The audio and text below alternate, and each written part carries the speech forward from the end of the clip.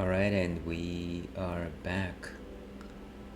Welcome to the Ales and Fails Twitch stream, and happy Friday to everyone out there, to anyone that was available during my earlier stream. Certainly a warm hello to anyone that missed it. Glad that you are here tonight. Yeah. So this is my second stream today. I was very much looking forward to this one. It is very difficult for me to actually let go of my retro streams. I feel like it's kind of a cornerstone of this particular channel. I was honestly considering not going on tonight simply because I'm just a little bit tired. I feel like I overtaxed myself by trying to get 4 streams in a period of 48 hours, but you know what? There's always next week, right? Next week we'll do a little less and it'll be fine. But yeah, we're going back to the world of Super Metroid, and I think this is probably the last game that I played before I went on vacation for about a month. I really wanted to make sure that I had an entry for all the games that I was pursuing before I left on vacation. Back on the playlist list, the collection list, I guess. So that this is my own little self-imposed challenge. It's nobody's fault. I kind of just wanted to do it. And of course, Super Metroid has proven to be quite the fun game. Longtime fans of this particular campaign will remember this is actually my first playthrough through it. I don't know that I'll ever play it again, given my limited hours on this astral plane. But I'm certainly enjoying a lot of it. So yeah, let's make the best of it. You know, I didn't even introduce myself. I'm Aelwolf, otherwise known as Ales Gentleman Streamer, otherwise known as the Excellence of Execution and Mama Ales Baby Boy. So let's not mess around too much. Let's go ahead and talk about what's on tap tonight. This one is a helping from Einstock, which is an Icelandic brewery. It's their Icelandic Wee Heavy. So what exactly is a Wee Heavy, you might ask? Well, so there are certain ales that specifically come from the Scottish tradition.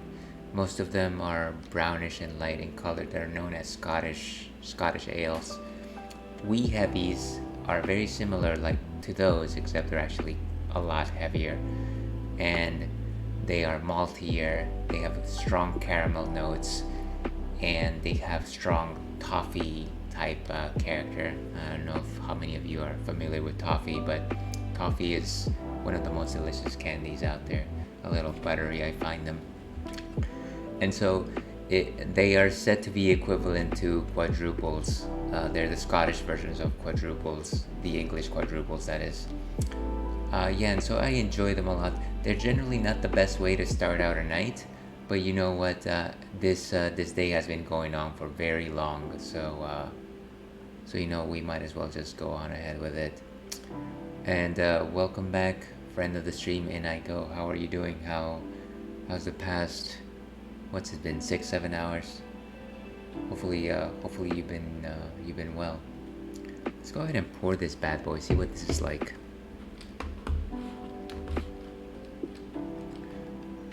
But before we do that, let's go check on what Untapped has to say on the matter. Pretty good. I'm glad. Hopefully you got some good food in you or something like that. I definitely had some very nice Chinese food earlier. It certainly hit the spot. Very big fan of good Chinese food. Let's see. Let me go into live scene alternate. Alright. So it's got a hefty 8%, which makes sense considering that this is a Wii heavy. Generally, Wii heavy start past the 5-6 range of alcohol by volume. Alright, let's see what this has to say.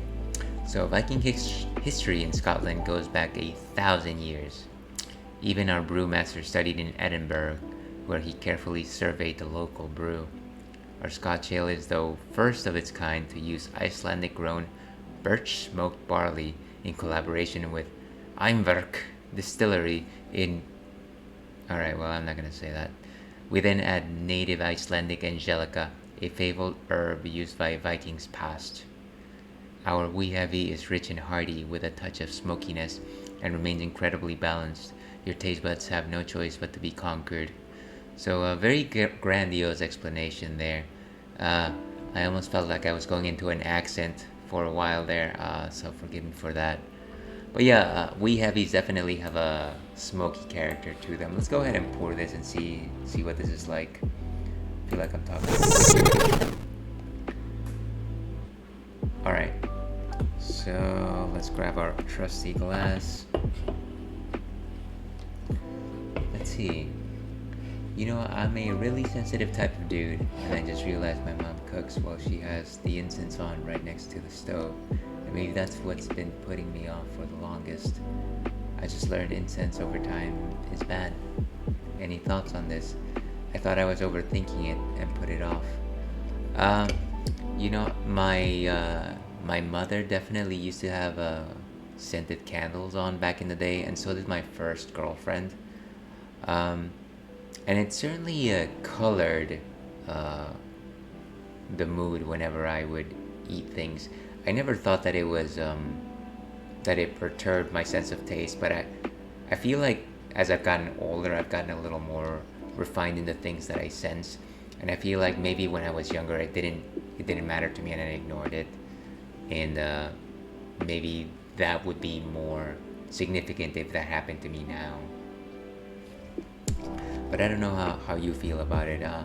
I'm sorry to hear that it's not the greatest arrangement. And also welcome Rio de Lobos. Good to see you too. How you been? You know, I think one of the things that I probably come to just realize is the fact that, you know, people talk about stuff like blind test, like, oh, I'm gonna taste this Pepsi or this Coke with a blindfold, and that's gonna give me the most objective sense of what that's like. But actually tasting something or sensing anything in general, it's not just a function of a single perception. It's not a function of taste, it's not a function of smell, it's not a function of vision. It's a function of every single little thing that goes into that particular experience. And so it's very difficult to actually grab that objective perception without factoring in every single little thing that's surrounding you during that particular situation. At least that's how I've come to see it. I do feel that where I am, who I'm with, the way that I'm feeling at that particular time does color how I taste things. And so if you ever look at my Untapped profile, please don't look at my Untapped profile, you'll notice that I rate some beers very high on some days and not so high on some days. And it's just the way that I, you know, how I'm perceiving it on that particular instance. It just fluctuates like that. Sleepy, you played Bayonetta 3 earlier. I've been meaning to get into the Bayonetta series actually. It looks quite good. And I know that Nintendo's been pushing it. They've been collaborating with Platinum. And Bayonetta is definitely one of my favorite characters in Smash Brothers. It's so different from previous games. Yeah, I've heard interesting things about it. I heard there was a small piece of drama regarding the voice actress, which was a little unfortunate for the game, I feel. And Inago says, I agree, attention to detail.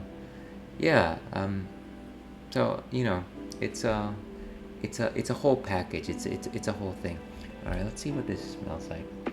So definitely some roast and certainly some strong maple notes. A little bit of wood there. More like smoked wood instead of roasted wood, if that makes any sense. A little earthiness like damp soil. Fag a nail, dear viewer.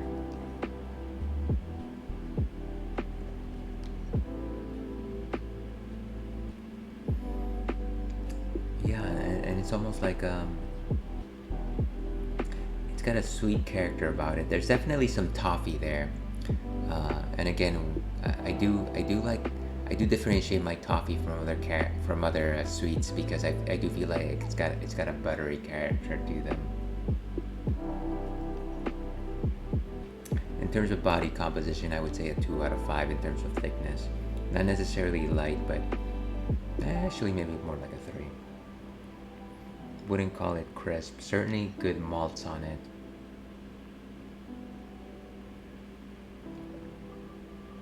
I mean, there's a fresh soil quality about it. I like it. It's good. It's a very nice way to round out the night. Not necessarily the best to start a night, but you know what? Here we are. Let's do this. Yeah, there was that issue with the voice actress. I heard a couple of debating things. It's not my place to really call it, but it is unfortunate that that kind of colored the game. All right, so let's go ahead and actually before I do that, let me update my ticker, put my entry on Untapped, and I will see you on the other side of this break with Super Metroid.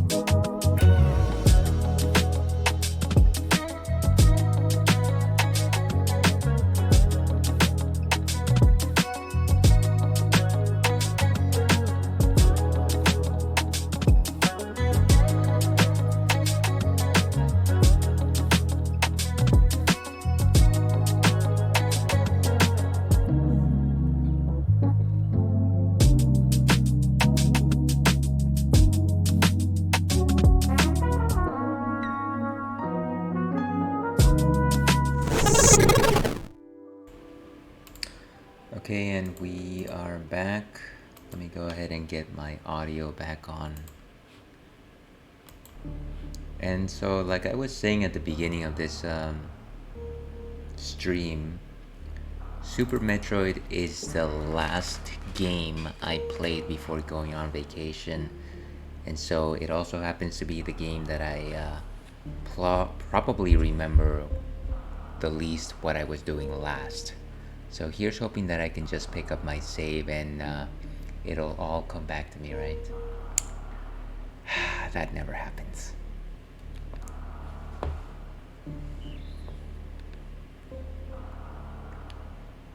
Yeah, well, that's no good, folks. That's no good. Okay, that's not.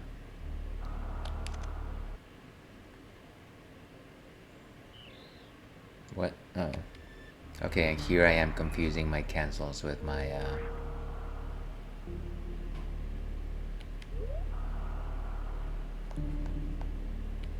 confirms. Okay, so I do remember that I was in Norfairy doing stuff. As to what stuff I was doing, your guess is as good as mine. You're a lurker in the stream. Hey, no worries. If you want the soothing tones of my monotone voice to lull you to sleep, I'm not going to stop you. But certainly happy that you're here.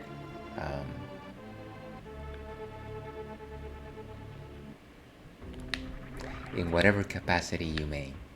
And you know what? If you're not feeling it, you're also welcome to bail.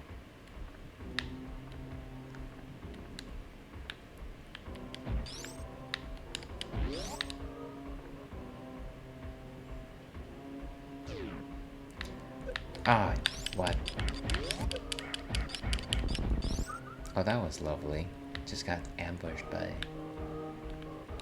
what seems to be a giant insect. Let me see if I can collect some energy before I proceed downward, because that seems to be where I'm supposed to be going.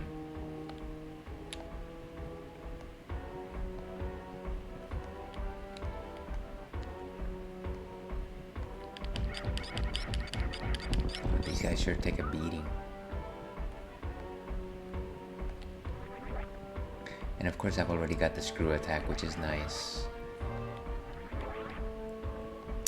Anyone remember the old screw attack channel? I believe I specifically remembered it for its top 10 list, as well as watching the AVGN, who still seems to be making videos actually.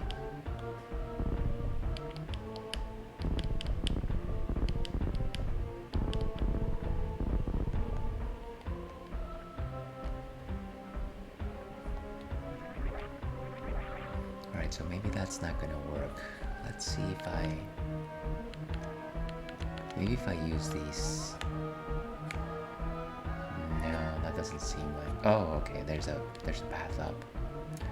And Inigo says, "Brother, when you said first girlfriend, I feel like you the catch for the girls you've been with. But I'm sure maybe it's more than you just be calm and being able to have a way with words. Is there more to your charm? Because in some ways you remind me of me. Just you seem more of legit goody two shoes." Let me not fool you, Inigo. I am a very okay. Let me not put it that way. I think that every one of us has their little quirks, little issues, little negative points. Probably one of the things that I've worked hard not to bring forward. I can tell you right now that under actual like chaotic situations, I lose my temper very quickly. Like that's just a fact of life. That's something that I have to work at, and that's certainly something that comes out during like things like relationships and things like that, right?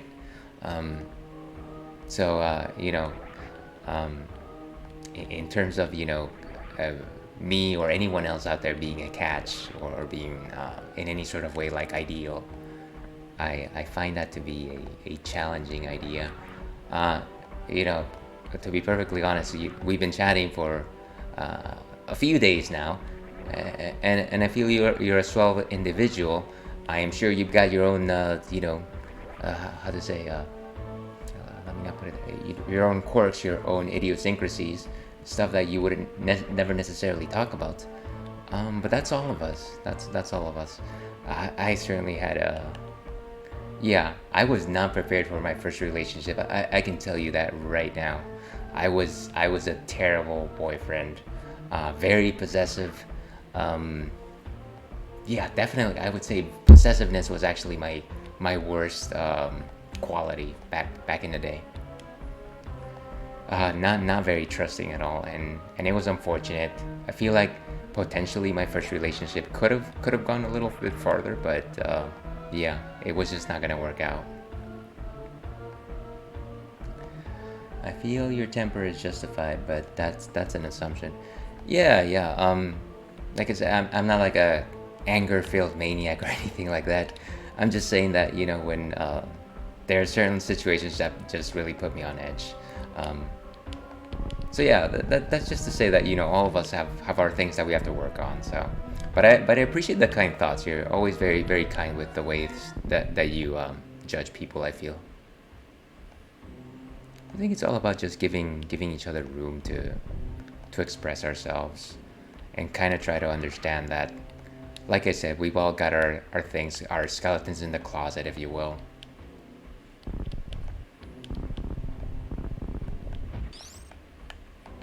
And I've been with my current SO for a very long time, but that doesn't mean that we don't have our disagreements. Um, that just comes with the territory.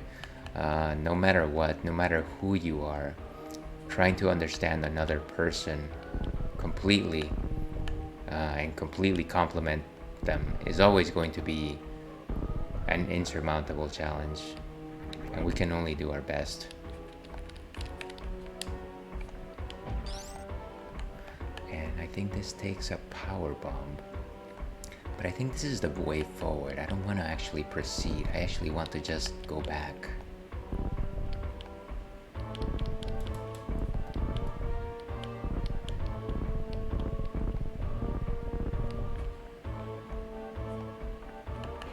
Maybe over here.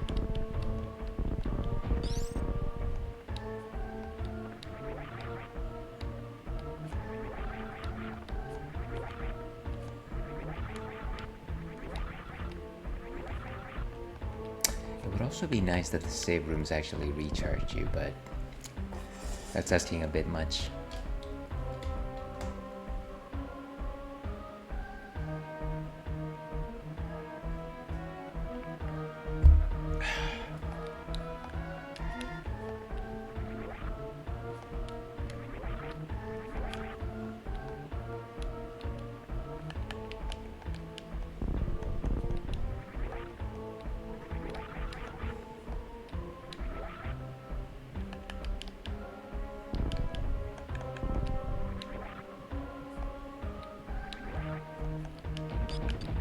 Alright, this might be the way to go here.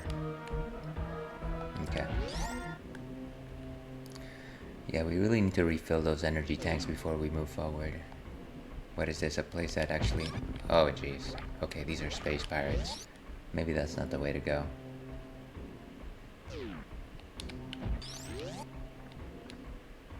And there's some stuff down here.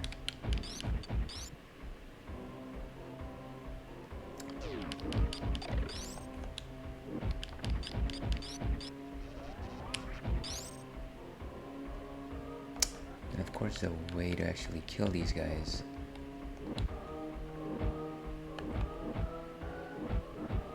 Have I read the Metroid manga? I have not, but I've heard about it. I think I saw it on like a video, on like a Did You Know video, one of those YouTube video series.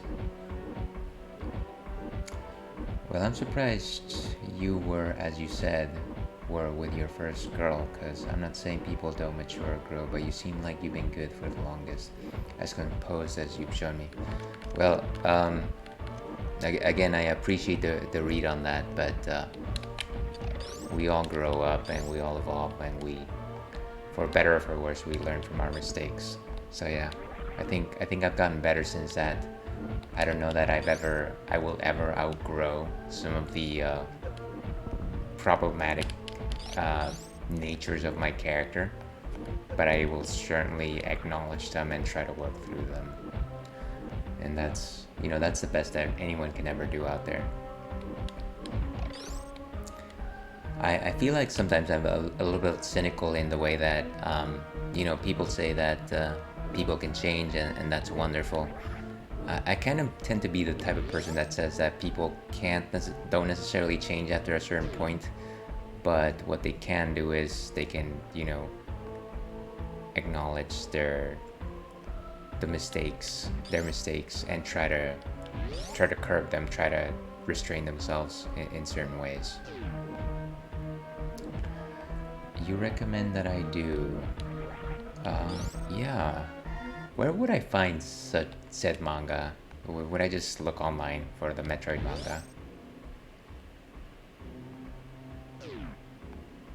Jeez, every place that I'm going seems just very chaotic.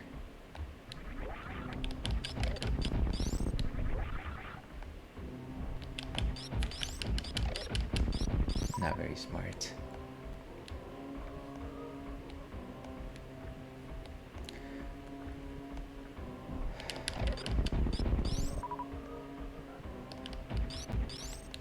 Now, what is this place? Ooh, and this looks bombable. Lamp oil, rope, bombs.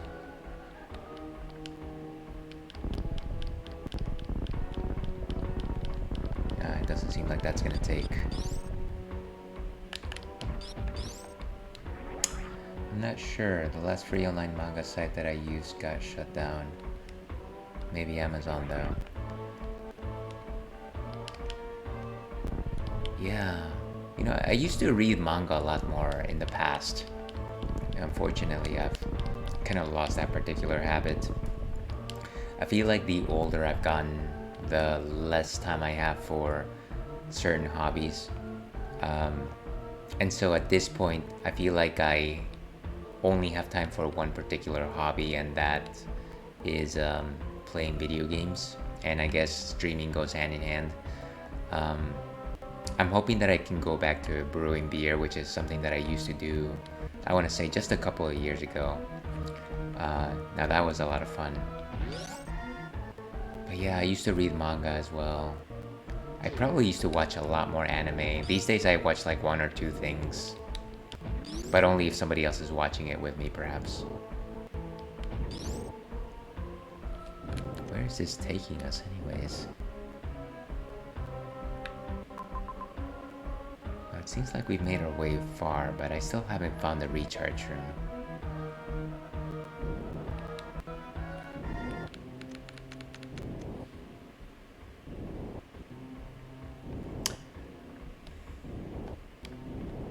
Well, man, come on. Just getting acid on me. That's not good. I'm about to die. Okay. Can I actually even make it past this thing? That's... okay. And away we go. Okay, we gotta be more careful next time. The Metroid larva is waiting for us.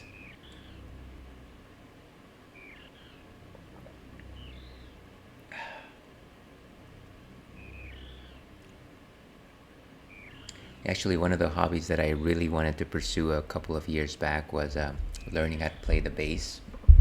And I think it was simply because I used to play a lot of the old Rock Band / Guitar Hero games. And so it was specifically my current SO that for my birthday got me a bass guitar with a nice amplifier. I assume it was a nice amplifier. I know nothing about music or guitars. But I used it a couple of times, and they are there, but I haven't found the time to actually use them. And I think that would be one sick hobby to pick up and just like learn.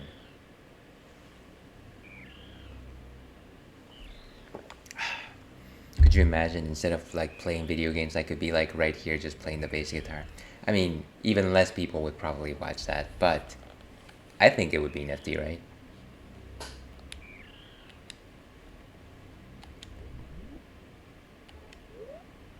Alright, let's try this again.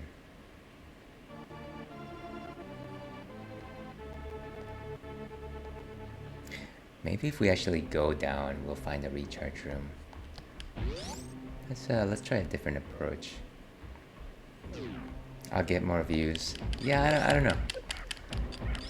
I feel like at this point, and I think I've probably been on the Twitch platform um, maybe a year watching, and what is it, 6 7 months actually doing streams.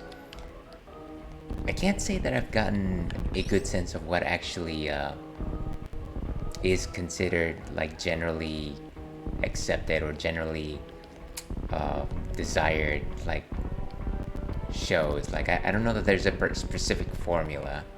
Um, like I actually I think my favorite types of streams are gaming streams of games that I know with people that do conversation with their audience, and which is generally why I stick to smaller streamers. And obviously people don't have to necessarily talk to me or anything like that. But that's kind of like the level of engagement that I like. That I don't know that that necessarily is what people want to watch, but you know, I'd be the ales and bars. Yeah. Oh, that's clever. I'm probably gonna steal that at some point. The ales and bars. Yeah, same, same. No, I mean some level of engagement is nice, and like I said, nobody needs to.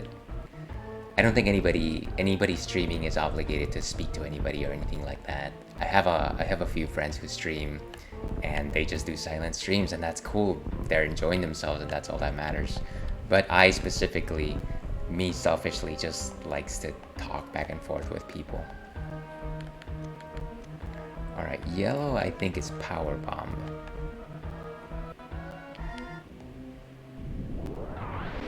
Okay, and there it goes. Yeah, there's pros and cons to large and small streams.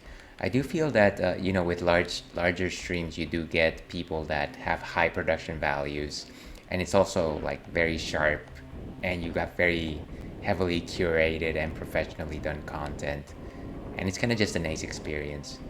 But again, like with like people who are being viewed by like I don't know 1,000 people, you don't get that like engagement. I mean, sometimes I guess they do back and forth every once in a while, but they'd never respond to a lemon like myself, making a silly joke, which again, they don't need to.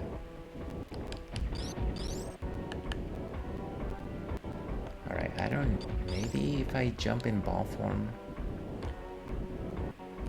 Huzzah. I don't think that, yeah, clearly there was no point to doing that.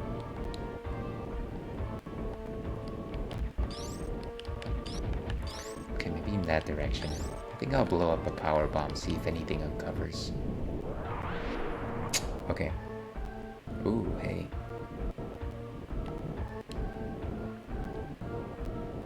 I do like to be acknowledged in some way. Yeah, it's nice. It's nice to know that you say stuff and, there's people see that and they respond to it. But again, I feel like some people receive so many messages that it really is like an impossible like task, right? Even if they're like super well-meaning and they really want to talk to you, just because of the number of responses that they're getting, they're never going to be able to like actually say anything. And that's a little bit sad, I guess. Okay, well, okay. Jeez, guy. Maybe if I kill him with bombs from here. Is that actually going to work? That's not going to work, is it? Let's power bomb this. I think that hurt it. But, okay. There he goes. I think the engagement for big streamers can come if you know them personally at least a little and you've been a day one. Yeah, that's true. I feel like if I was in the situation where I became big and there were people that I knew from the beginning, that I would probably find some way to highlight them in my chat and kind of do the back and forth like that. That would be fun. Absolutely. But I also like talking to other chatters too. Yeah, I definitely think that streaming is one way to find like-minded individuals, and I feel like I mostly will try to engage with the streamer, but it is kind of fun. Some every once in a while, like one of the people on chat will say, "Oh yeah, you're right," kind of thing. Um, that's kind of fun too, and I've been able to like follow a couple of people like that. It's been minimal, but there's definitely it's definitely a good way to find people.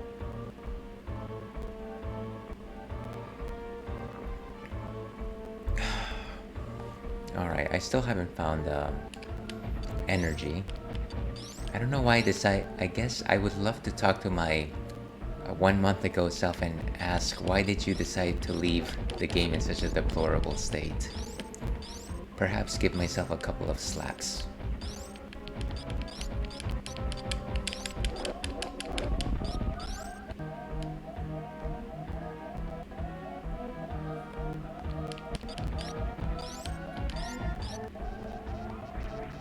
All right, ready for anything.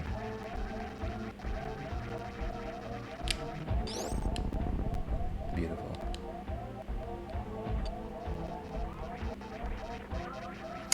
I like the little power I get when I mod for some streams when they blow up. Absolutely. I'm sure that that's a good feel. That is a mood, as they say. Okay, let's blow up a power bomb. See if there's additional exits here.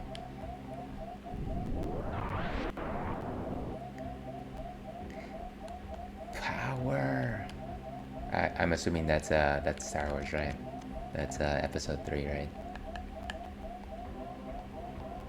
Okay, here's my ooh, hey, what bombs?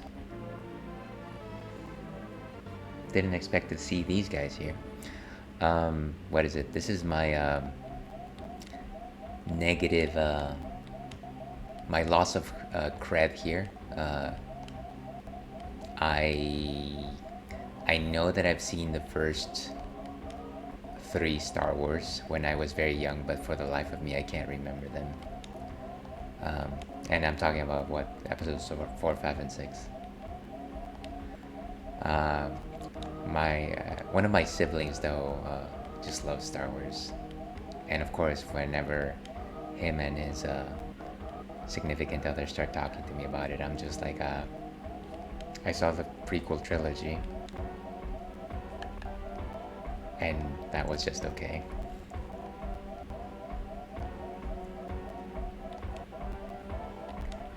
Alright, let's go down. See, I feel like I'm going to the boss room here, but all I want to do is just charge.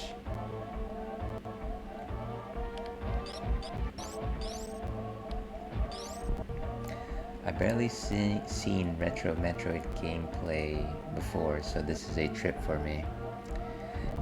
Yeah, so this is probably like 5 maps in, so I feel like Metroid is nice because it's kind of atmospheric, and you do get a lot of like planet discovery type of senses at the beginning. This is very much into like the bowels of hell at this point, so this is not a fair representation of what Super Metroid is. Of course, you might like this too.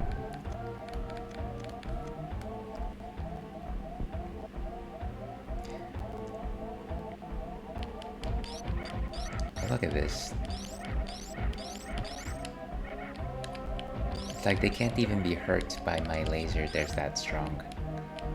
These guys are space pirates.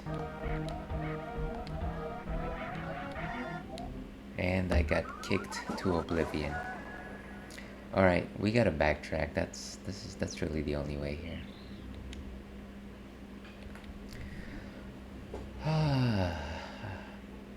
Metroidvania games like, I don't know, confuse me, I suppose.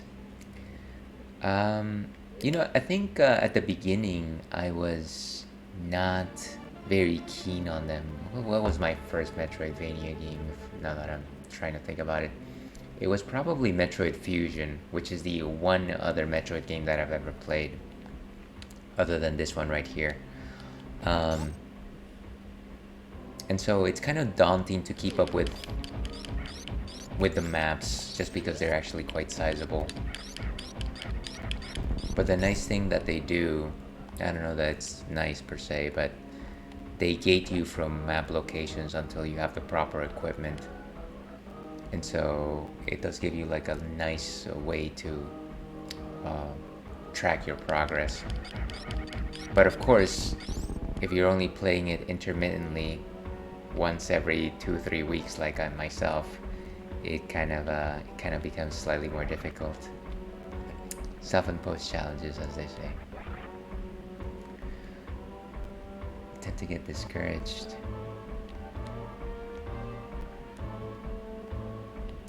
Yeah, I could see that. Then again, I beat Carry On, and it's DLC. Oh, there you go. I do like the idea of being an abomination bent on the destruction of humanity. Don't we all feel like that sometimes?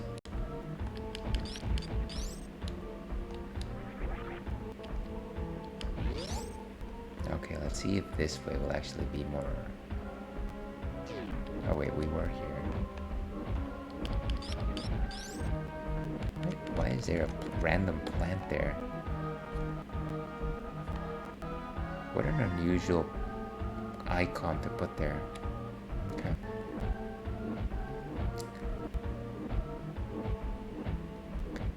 Well, I'll have to look it up. I'm actually not familiar with it. And a rock. Okay.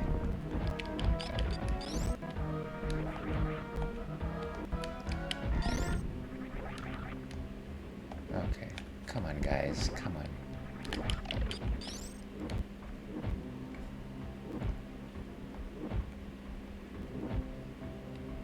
Oh, nice. I do love my multi-platforms.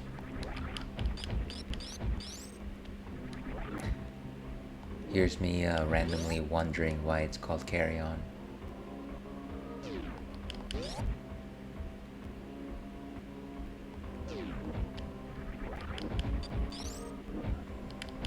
I feel like whenever you tell me that anything is on the Switch, there's a higher probability of me playing it.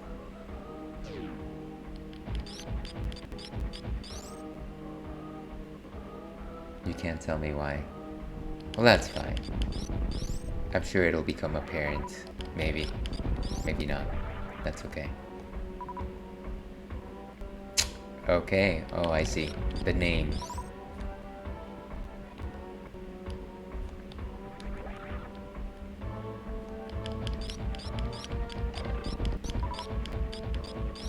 Okay, so we were here before.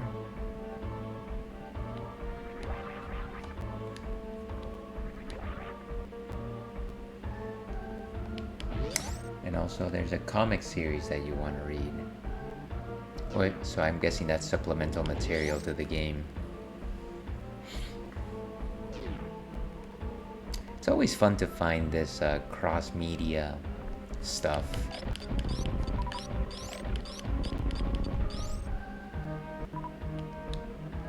Like, I know that sometimes it can be very difficult to like keep up with more than one piece of media to access a particular franchise, but sometimes when you do, it's very worthwhile.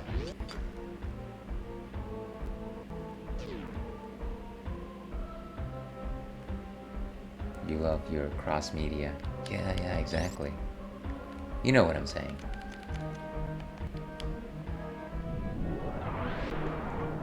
Okay, that didn't seem to...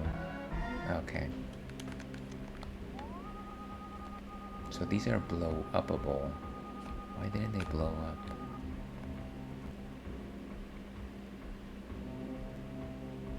I want to get into the Dead Space stuff too, and Star Wars.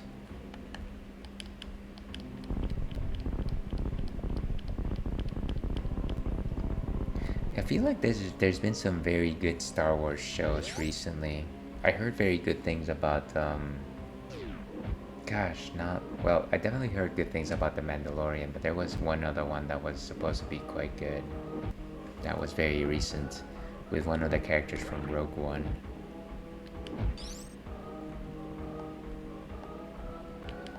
Alright, looks like we're gonna have to go through the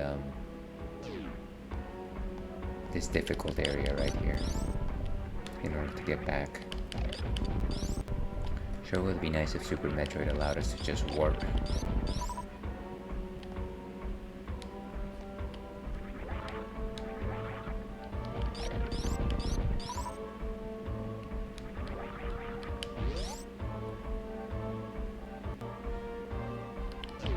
Okay, this I do not like.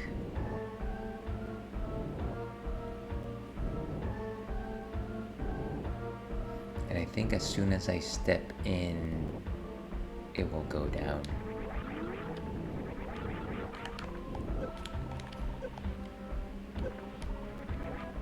It's hot. Hot like Sunday night heat. Okay, good. Okay. I think we made it farther than last time. Mandalorian is awesome. Yeah, that one also has a Pedro Pascal, right? Who everyone recently saw on The Last of Us. Except, of course, he's wearing a helmet.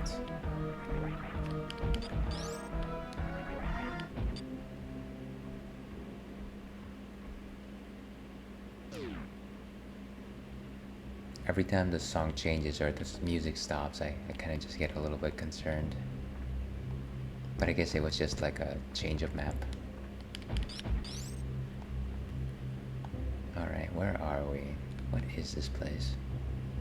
Still somewhere in hell, but where exactly is this place? Still in Norfairy.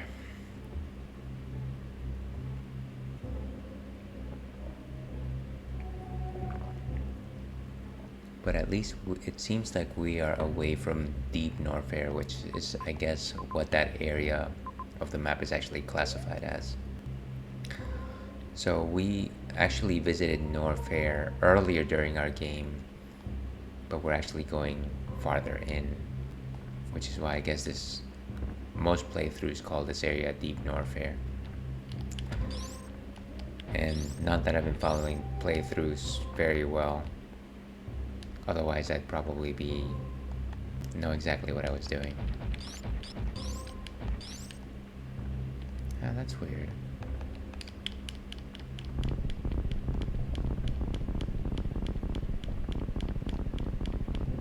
There we go. The path is revealed.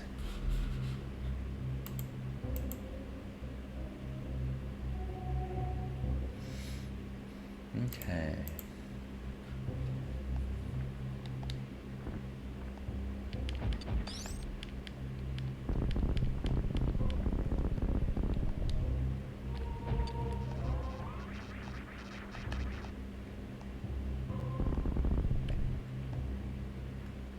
Okay, so this is probably where original Norfairy ended, which is kind of odd. Vanilla Norfairy, as some might call it. So we can start collecting some energy again.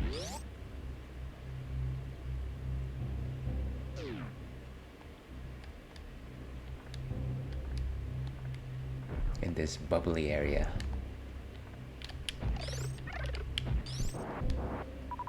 Look at that. Power-ups galore. Nobody says galore anymore.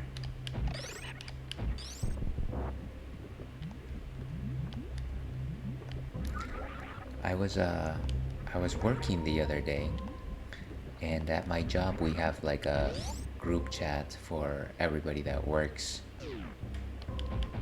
And somebody mentioned me in a chat, and I said my ears are burning. And one of my friends said that they had to look that up because they didn't know the reference. And I said, I guess I'm just, I guess that's a very old reference.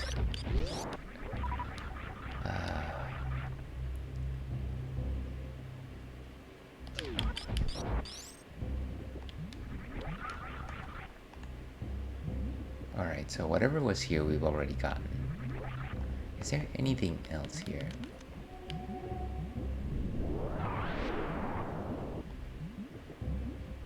Huh, that's new.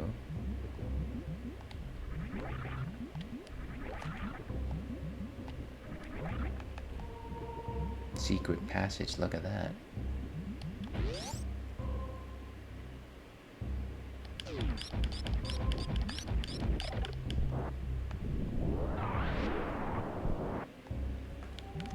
Didn't mean to bomb it, but here we are.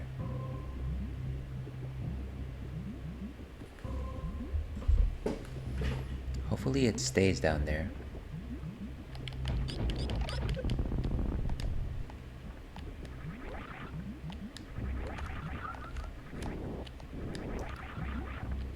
Oh right, my suit can actually take lava.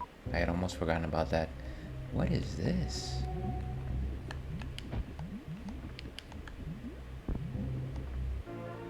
Wow, one more reserve tank, cool. And so if I recall correctly, reserve tanks actually come into play whenever you run out of energy tanks. Which, I don't know how big of a difference they make in terms of all things considered. Once you run out of energy, you run out of energy, but they're saved for whatever reason.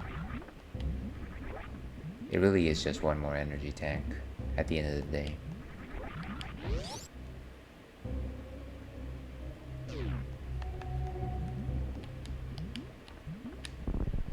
Wow, that's a high jump.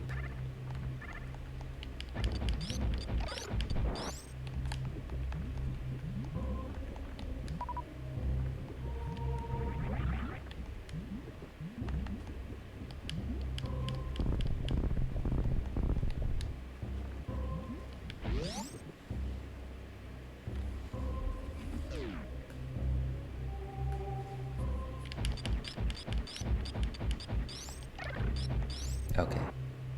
Dead. Always hydrate, folks.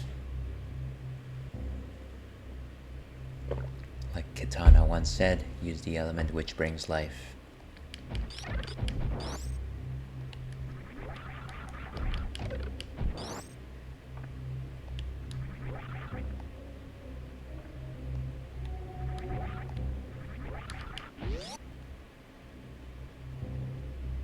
Okay, so our save room, at least we got one save that is far away from that hellish place.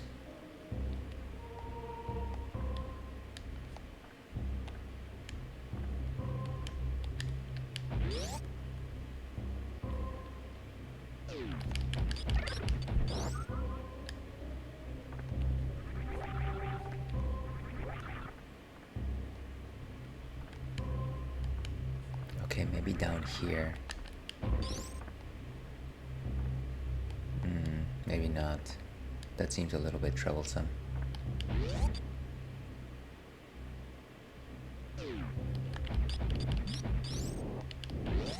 I don't think this is the way to go.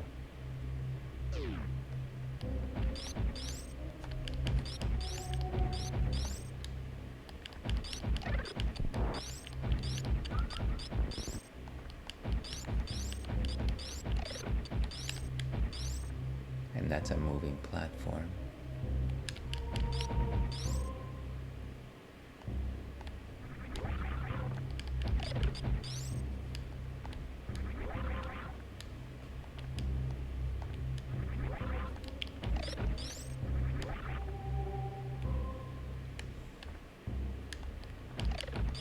Alright, come on.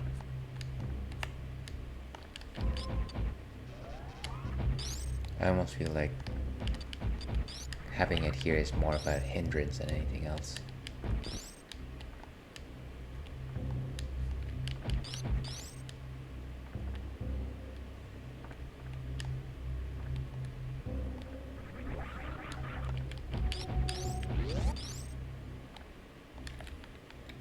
Let's check out this map.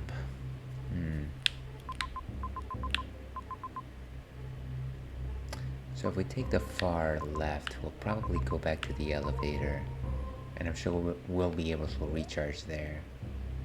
So unfortunately, the only way to go is here. Unfortunately. Oh, right, and I can step on lava. I keep forgetting that.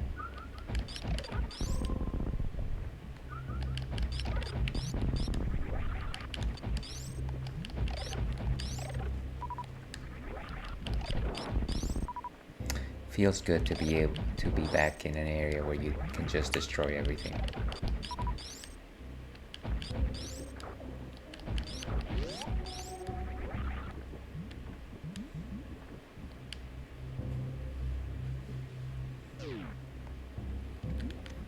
What is this place?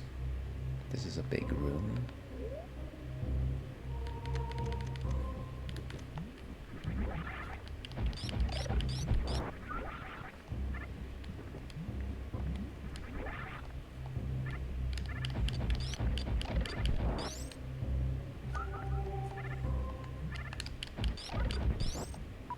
Some super missiles. What is down there? Whoop.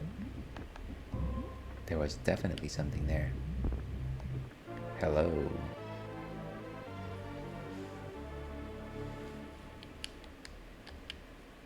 Life is good. LG.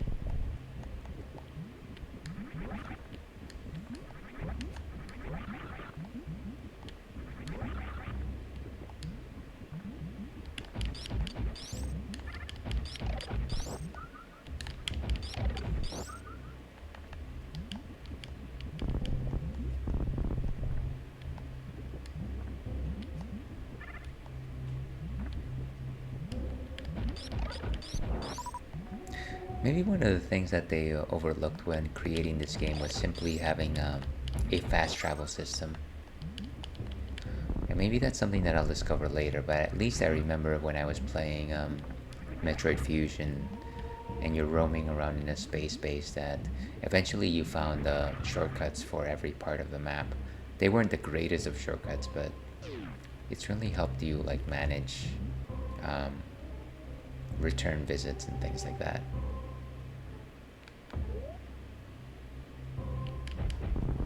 Oh, what are you doing, boy?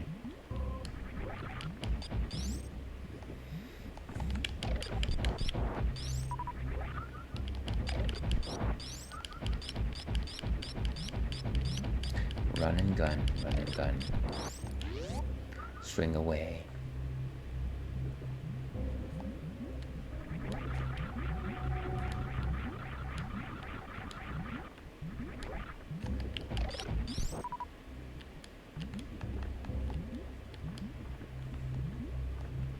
What's down here?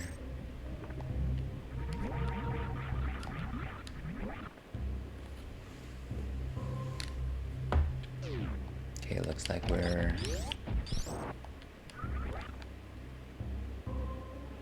Actually, the elevator should be down there. Well, actually, it should be right above us.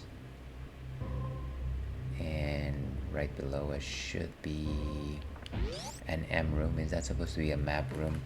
If it's just a map room, I'm gonna be frustrated. Yeah, it was probably just a map room.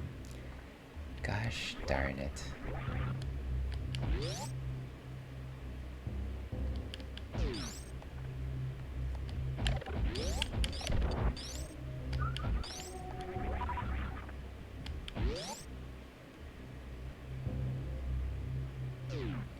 And some stuff. Nothing too wild. Gosh, I've certainly made my way through the map. And all I've honestly been looking for is just some energy.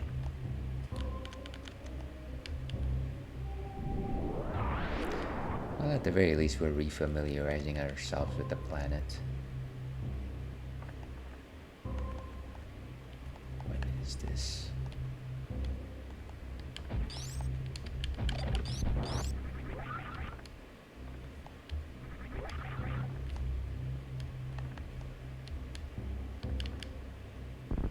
Right, and that's the way back, of course.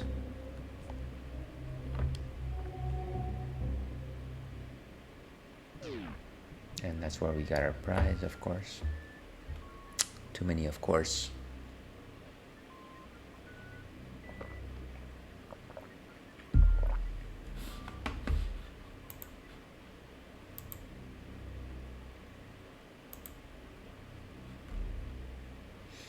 All right, let's keep going.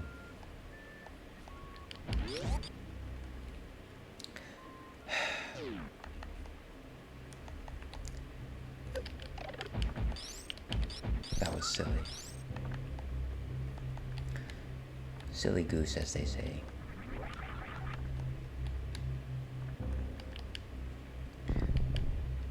I should probably use the save point that I see right there, simply because if I do die, I don't want to lose the reserve tank and missiles that I just found.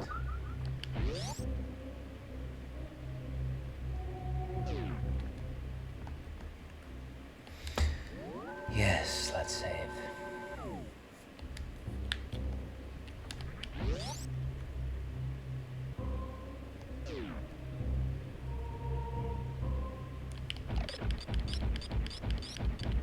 Alright, I'm going to run through everything.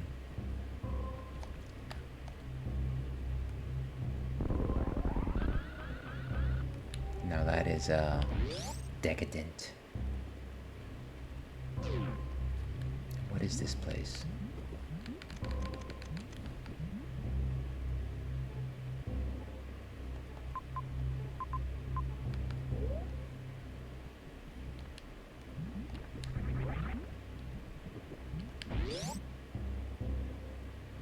At the very least, I do like the color scheme in this planet, or sorry, in this area of the map.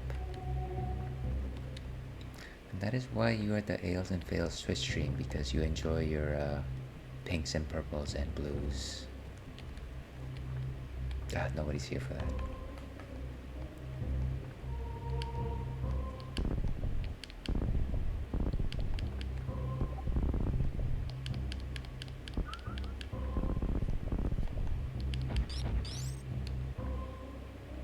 And what is this?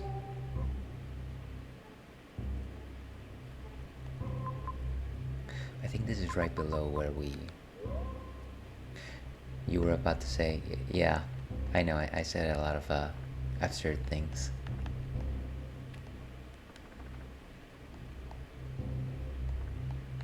Kind of like how I like to say that people are here for excellent gameplay. No, they're not.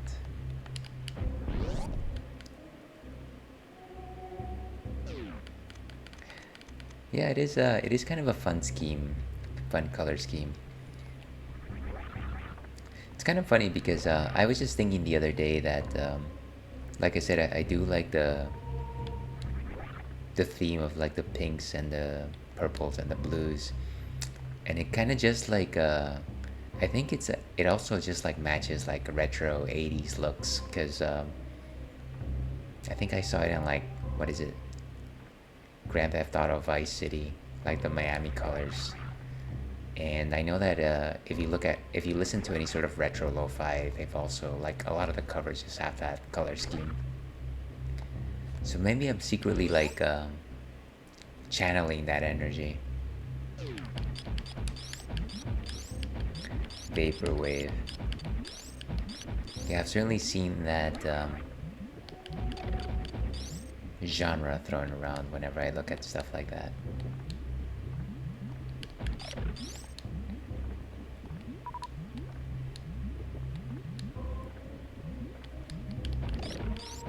A time and a place, or a state of mind.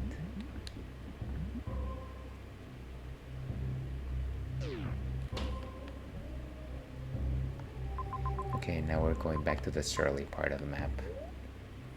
But again, my goal here this entire time has been to find a charge station, and I haven't.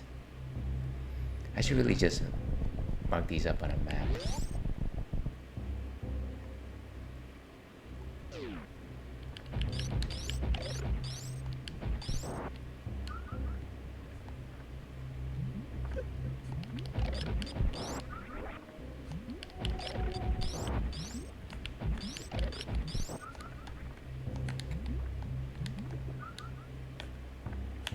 Good times, good times.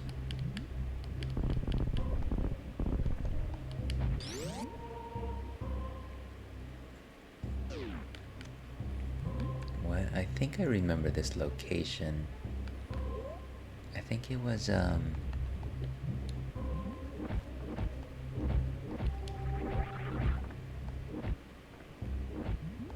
we're inside lava, so that's not good.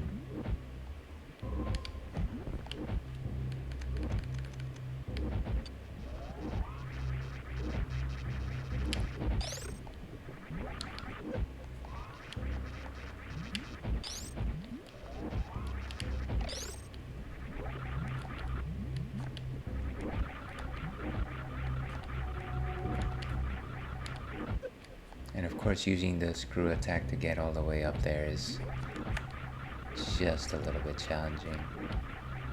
Okay, but there we go. Maybe we've been through here before? Seems like a thing. Okay, let's go ahead and save then.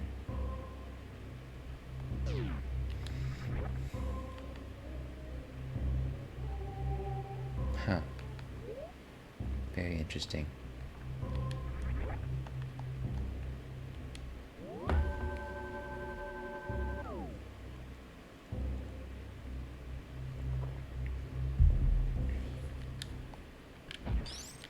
And let's drop a power bomb for good measure in case there's any hidden passages. No luck.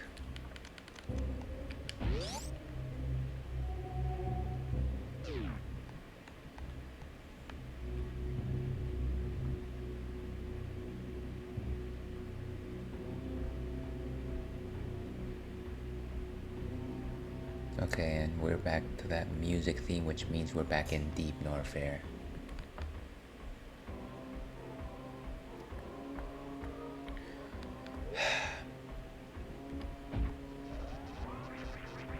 And of course, that lava over there is actually far more challenging than the one we were able to walk into.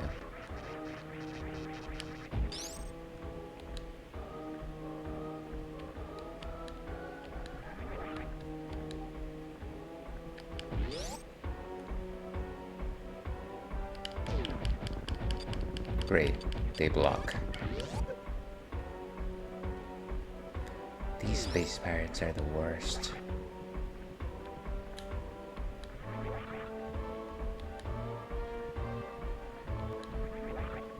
Okay, seems like the only way to go is in that direction. Wish I had a shield. Oh my god. Okay, clearly this is not the way that I need to go.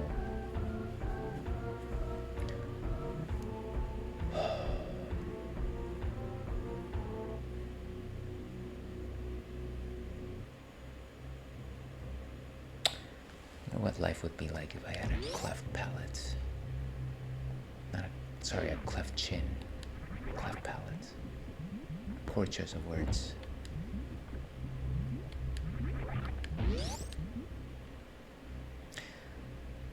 Okay, so there's maybe we go back a bit more. Try to take the elevator out of Norfairy. And that might lead us to a more helpful location.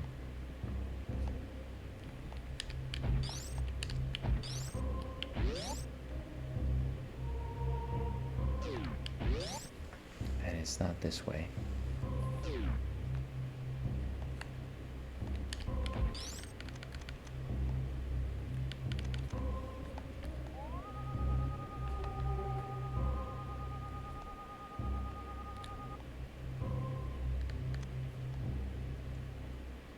One thing that I will say that I appreciate from the Super Metroid game is just the fact that it definitely does instill in you a very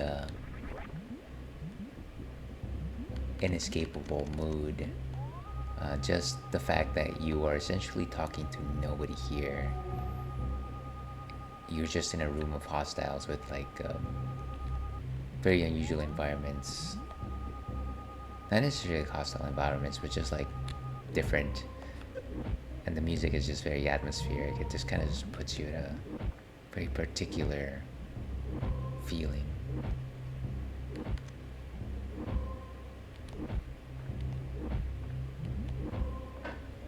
of like a lost in the wilderness sort of thing. Although I will say that if I was lost in the wilderness, I'd probably be panicking.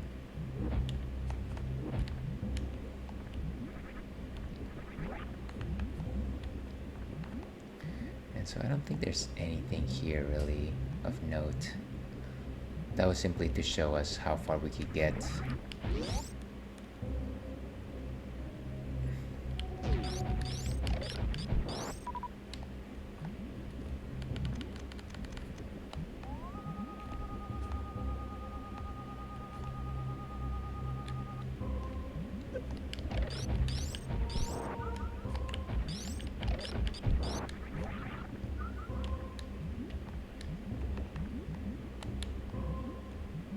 I guess we've been here before.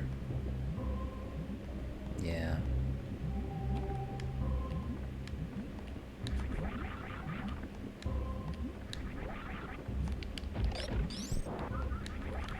What's in that direction?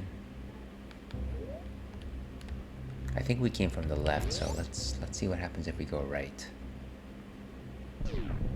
All right,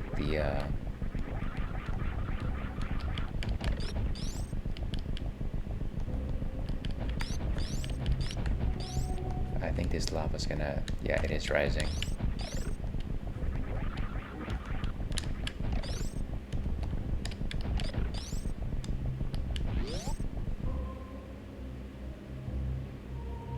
It's funny how it just resets whenever you come in and out of the stage, of that room.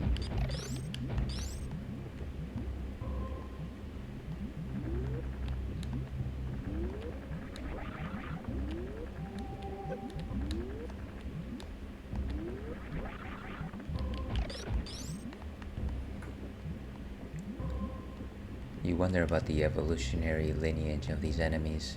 They evolve to become platforms.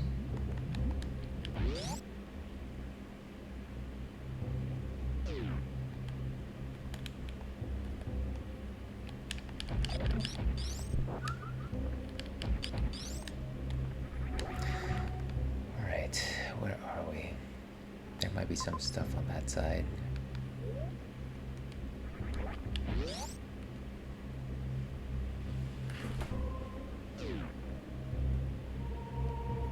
And it just seems like a hot room, like a sauna.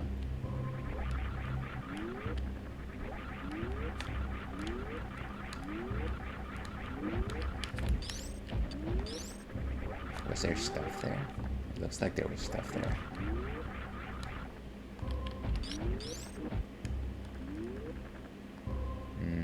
Maybe not.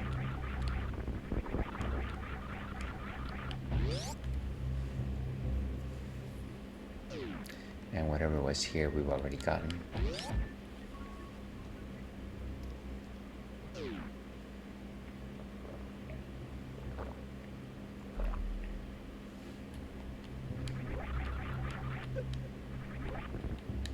Oh, hey.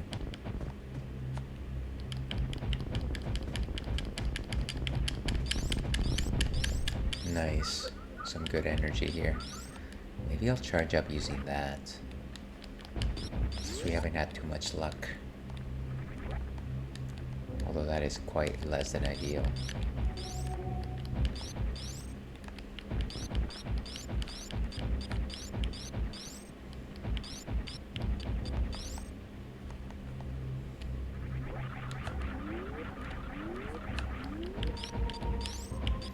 Though that seems like a lot of trouble to go back to that particular location.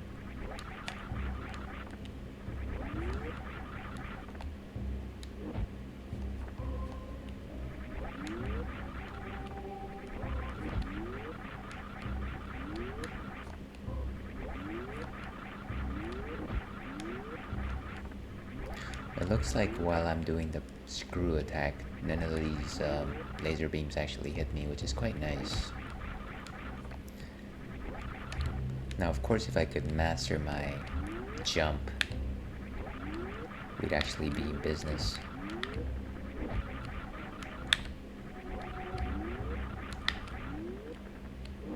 Ah, come on.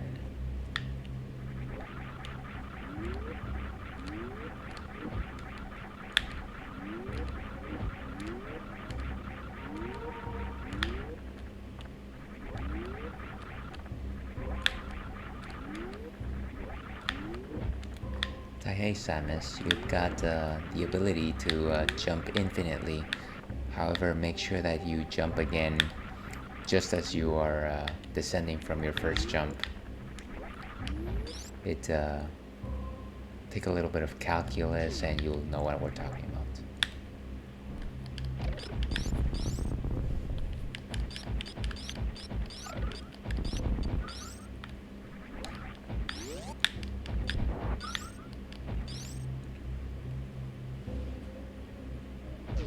Okay, and we're back in Bubble Room.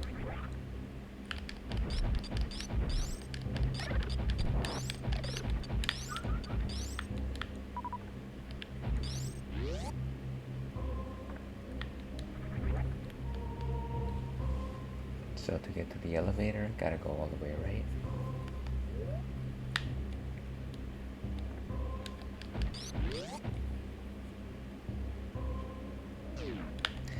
Save room, but why not?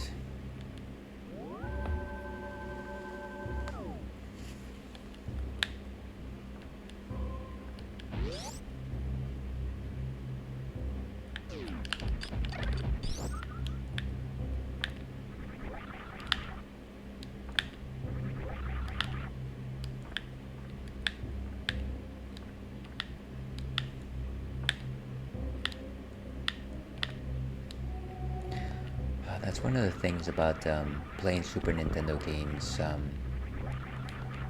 using the Switch Pro controller. The D-pad is not the greatest.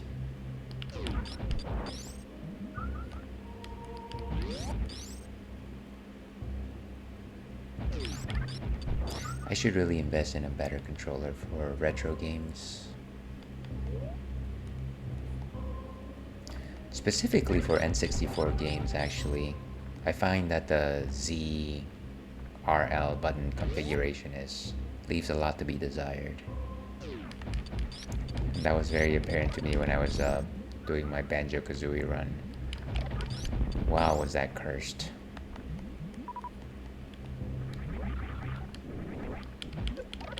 But I do love that game.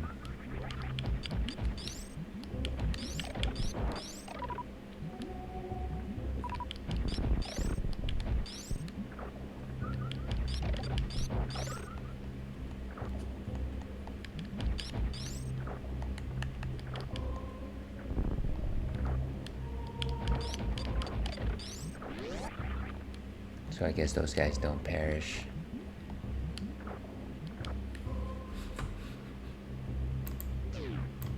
Okay. Back in yet another cave.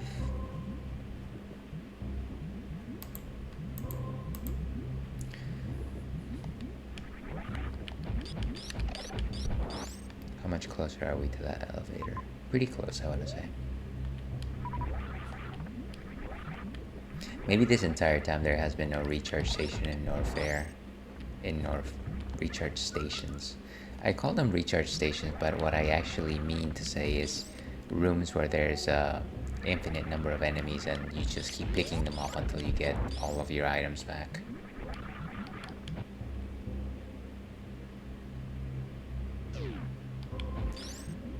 Let's see, Inigo says, you know, I was having a conversation with a friend how I saw this dude donate 25,000 bits, which is about $450 to the streamer for a thank you, and I guess small shout out. And then, not to sound cocky, but I don't donate stuff. And then they shout out, be out, if not more. And it's all for witty comments I have me thinking, generally speaking, are guys not witty enough in general? They rely on the money. I think that's a fair question.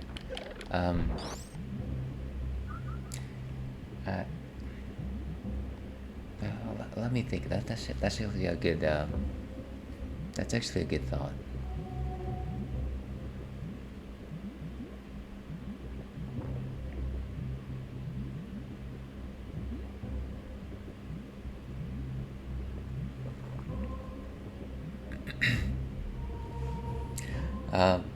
Be it not for me to say that I am a good representative of fellas or the way that guys think in general,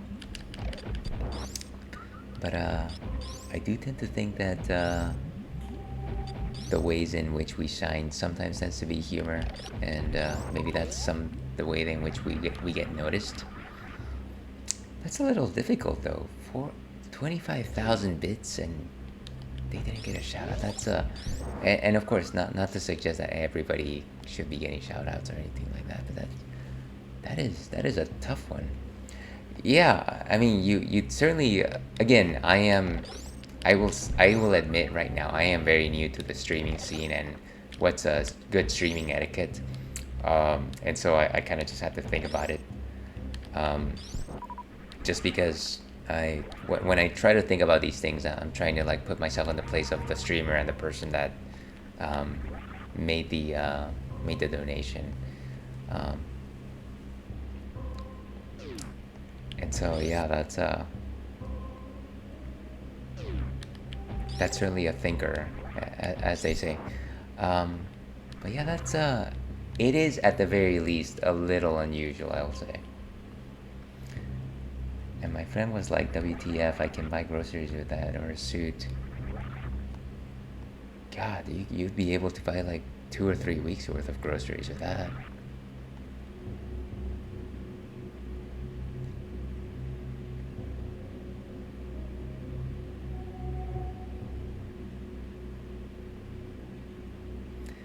Now, again, not to like try to suggest that apples and oranges are the same thing, but I believe like back several months ago, again when I was just entering the streaming scene and trying to like understand how streaming work, I do want to say that there were a couple times where I did subscribe to X streamer or whatever. And of course, the first time I think they get a notification and it's fine. Second, third times they don't necessarily do so, and I always wondered like, well, this is. I feel like not to suggest that I did them a solid or anything, but I felt like they should at least acknowledge it, and of course, it kind of just boils down again to the fact that you know what, I'm like a needle in a haystack sort of thing. And again, not trying to equate things that are not equivalent or anything like that. That does seem like a lot of bits, to be perfectly honest with you. Um,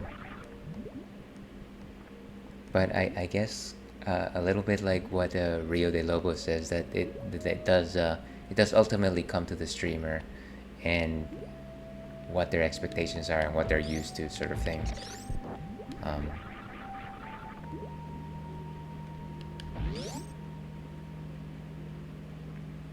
I will say though, streaming aside, uh, I feel like in terms of just like life in general, and like how I interact with like my, I want to say my group of friends.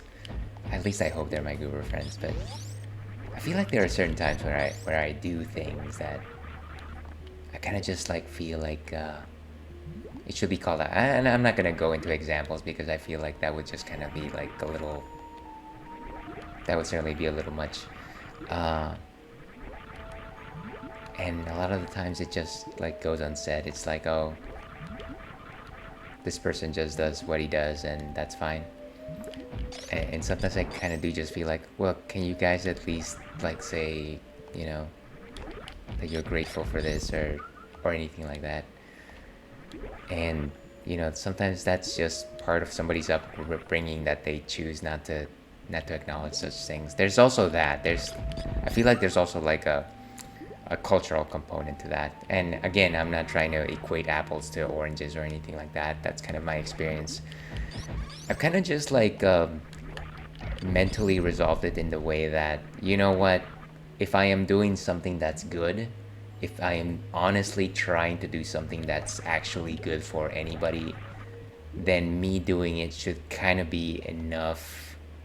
And the fact that maybe nobody ever sees it, nobody ever thinks about it, is kind of just the thing that may happen, and I should be satisfied by the good thing that I'm doing. And again, that's not everybody, but that's kind of how sometimes I come to just accept that reality. Uh, but yeah, again, I am not trying to compare in any sort of way these situations. These are just things that come to mind when I think about a scenario like this. Many of the streamers I watch ask only if you can. Yeah, and I've actually seen at least maybe not streamers, but I've certainly seen it with certain YouTube channels or certain podcasts that I listen to. It's like, please don't donate it if in any way like it's gonna make it difficult for you. Uh, as in, it wouldn't hurt them in the long run to give money. Yeah, yeah, absolutely. And I would say just in general, you might have great intentions behind trying to help somebody, but if it's going to make things difficult for you in any sort of way, maybe think twice about doing that, just because you might regret it later.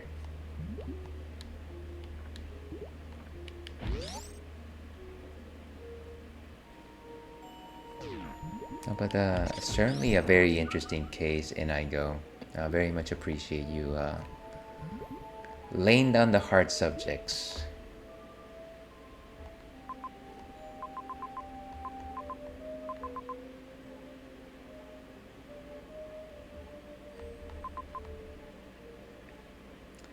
The most they would ask is that you share a link to their channel or whatever. Yeah, and I feel like those are simple asks. Like I said, I do listen to a few podcasts that say the same thing, and it's like, oh, if you can't donate or whatever, give us a like on like Apple Podcasts or like recommend us to a friend. That's enough.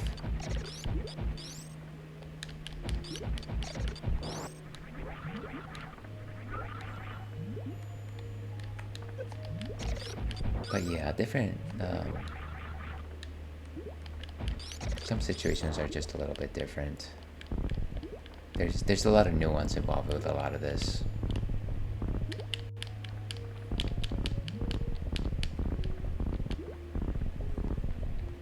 It's kind of interesting though, not to not to throw the subject aside or anything like that, but like 5 years from, sorry, not 5 years from now, 5 years ago, 6 years ago, nobody would be. It's like situations that are like completely new to like people in general. It's kind of interesting that way.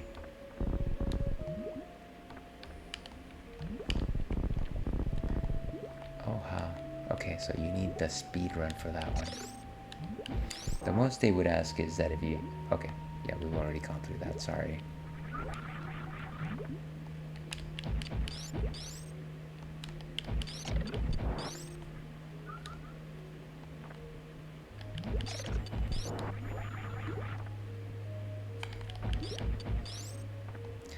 Okay, so we've been here a number of times, and I've been racking my brain as to how to get that missile. And I can't imagine that it is actually just going using the speed run.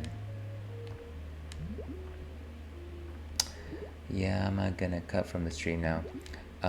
Well, again, thank you very much for your company, Rio de Lobos. And certainly thank you very much for following the stream. Here's hoping I catch you again. But you know what?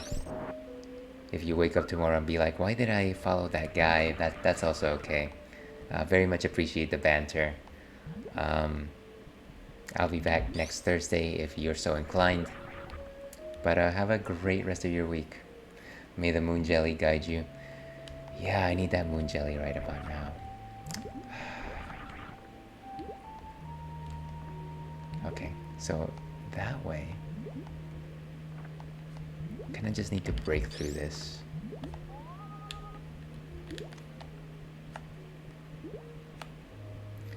I wonder if I can build up momentum.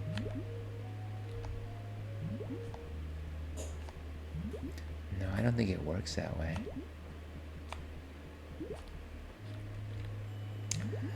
So Inigo says, another thing I observed in Twitch is the cooking category and the dudes be cooking better. and the girls not as much. But pretty faces rule. And it had me thinking the double standard. Most of the time, if the dude didn't know how to cook for, he got embarrassed more. But the girls, if they don't know how to cook, it's okay. So, I'm not gonna say that that's the general rule or anything like that, but I know what you mean. And I will go ahead and admit, you know what, I'm probably also part of the problem. If we're talking about this as if it is a problem, it is easier to digest something if what you are looking at is more appealing to your senses. Um, that's a tough one. And I will say, you know what, it is what it is. I don't know that there's any way to actually like fix that, or if it even needs to be fixed. It is the sort of thing that people are attracted to certain appearances, and that's their prerogative, I feel. um,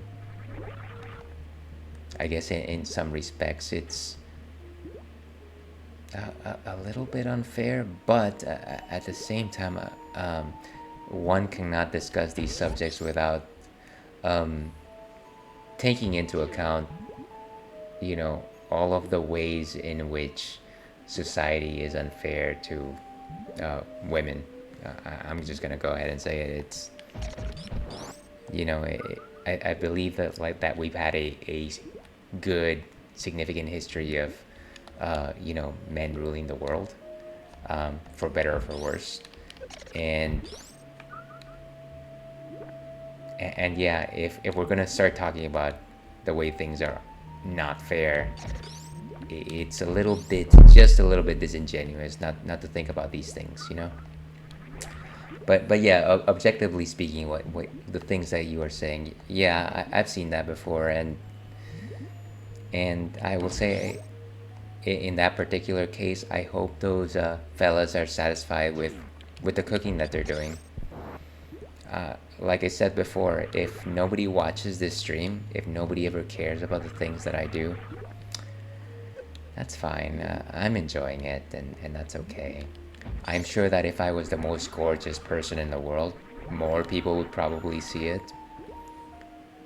But I have what I have, and that's fine.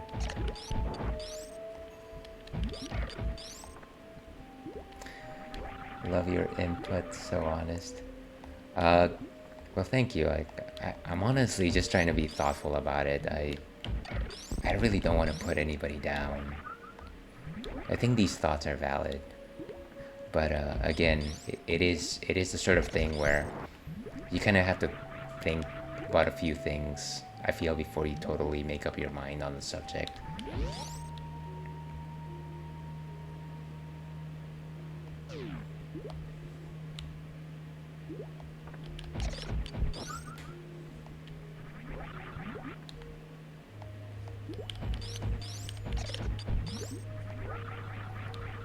Bro, you the shit, man. I'm gonna remind, bro, that's what good peeps do. Well, I'm glad that you're finding some value in the things that I say.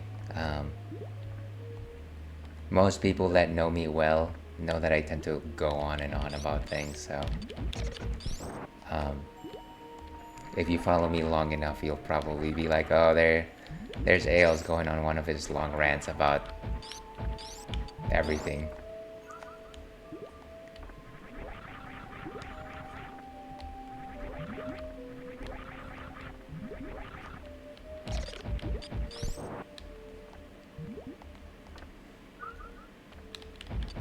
I feel like there's just been a lot of instances in my life where there's people that I like admire and love, like friends and family, and for the longest time that I've just listened to them. And sometimes it's difficult when sometimes they can have just very limited opinions about things, and it's not really their fault. It's just the way that they were raised. And I'm kind of just talking about like people like my parents and things like that. Of course, parents is always a thing. Love my parents, but I'll never be able to fully understand them.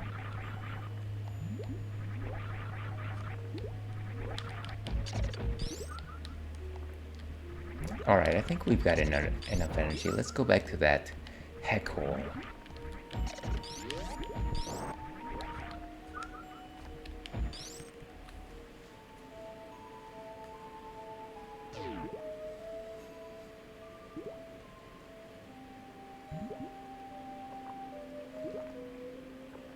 Ah, I should have toasted that last one.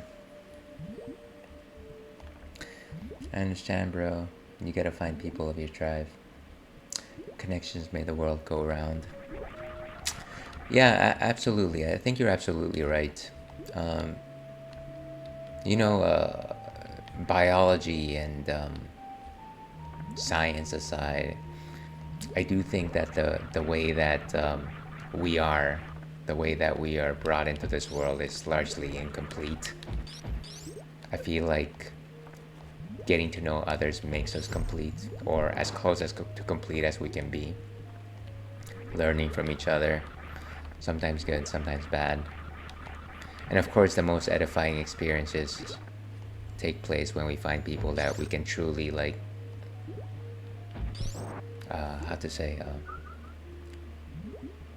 find a bit of yourself in somebody else.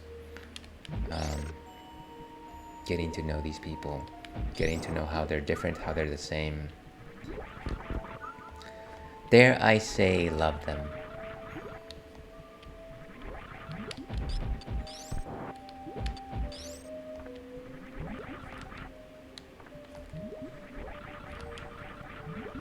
Ah, I miss that energy.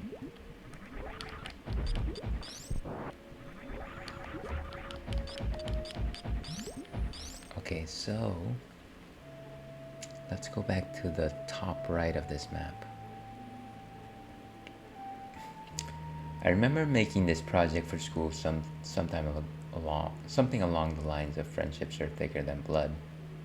And I thought that was one of my cooler moments in college, just being able to touch some people's hearts and my own. That's actually really cool. Here's wondering what class or what course asked you to produce something like that.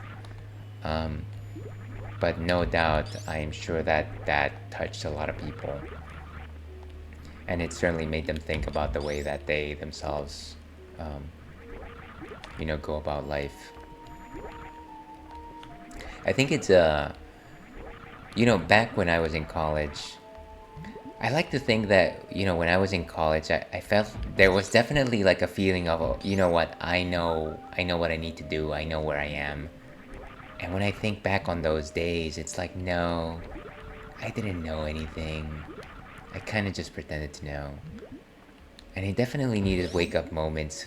Maybe somebody just telling me, you know what, uh, you know, everyone here is potentially fake, and you're probably also kind of fake, but make the best of these connections. Um, some of these will last, some of these won't. But just go through the process of knowing people, learning people. It was an interpersonal class. Oh, I see. Gotcha. Oh, we're back in Meridia. That's why this... Okay. You know what? We're going back down.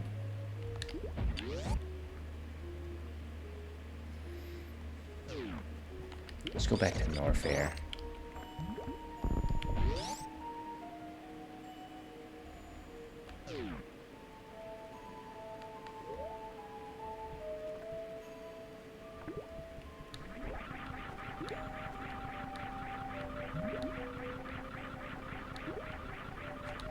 What's up here?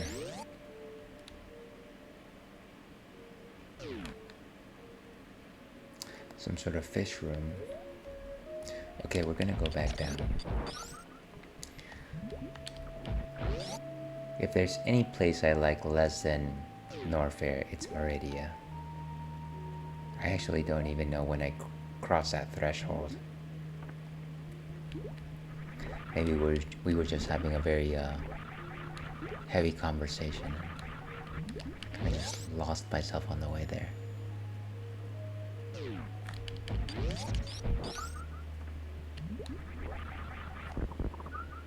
Oh, nice. Okay, so we're back at full energy without even trying. We're gonna go back down and all the way to Brinstar.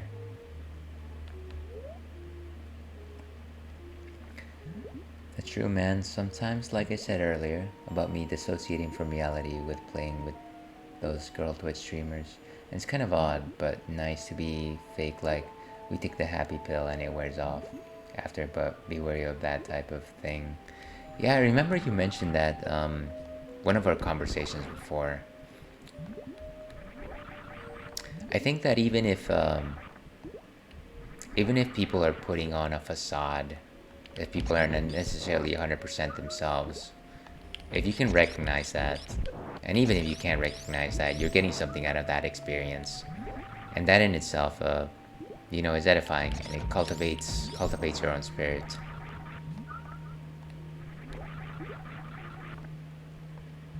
There are very few interactions that I can think of that don't in some way help you grow. And maybe even the bad ones.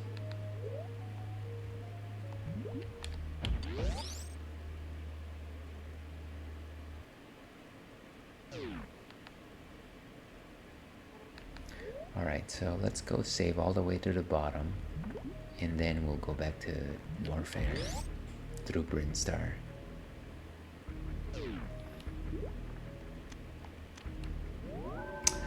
Yeah, definitely rich for the spirit. Cultivates the mind, the spirit, and the soul. And we must always cultivate the soul. That's not something I said, that's something I heard from a show I remember from a long time ago.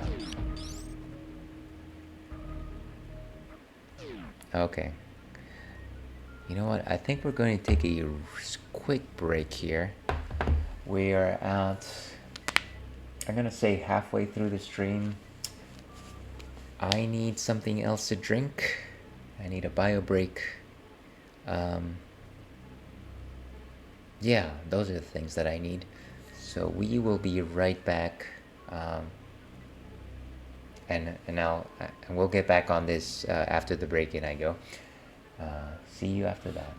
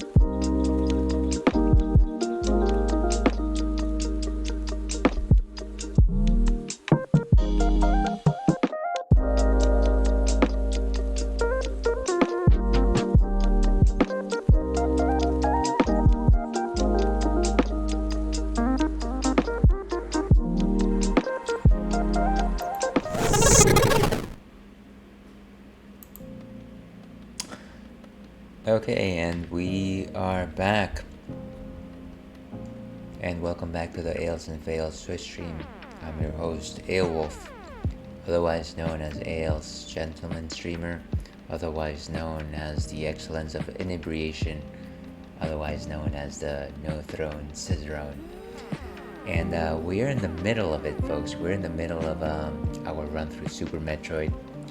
We were just in Norfairy trying to explore deep Norfairy, but we backtracked a lot in order to find some good energy, just because we were not going to make it very far if we continued down the path that we were in.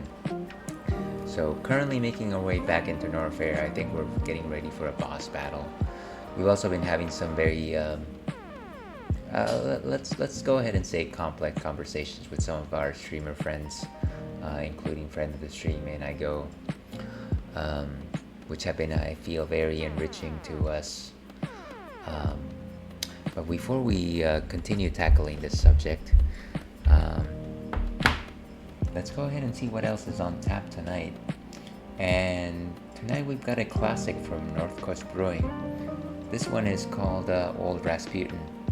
So Rasputin from the movie Anastasia, if anybody remembers that. Old Rasputin is actually a Russian Imperial Stout. So what exactly is a Russian Imperial Stout? Well, Stout is a dark ale made from particular strains of barley, like chocolate barley and crystal malts. They're generally roasted.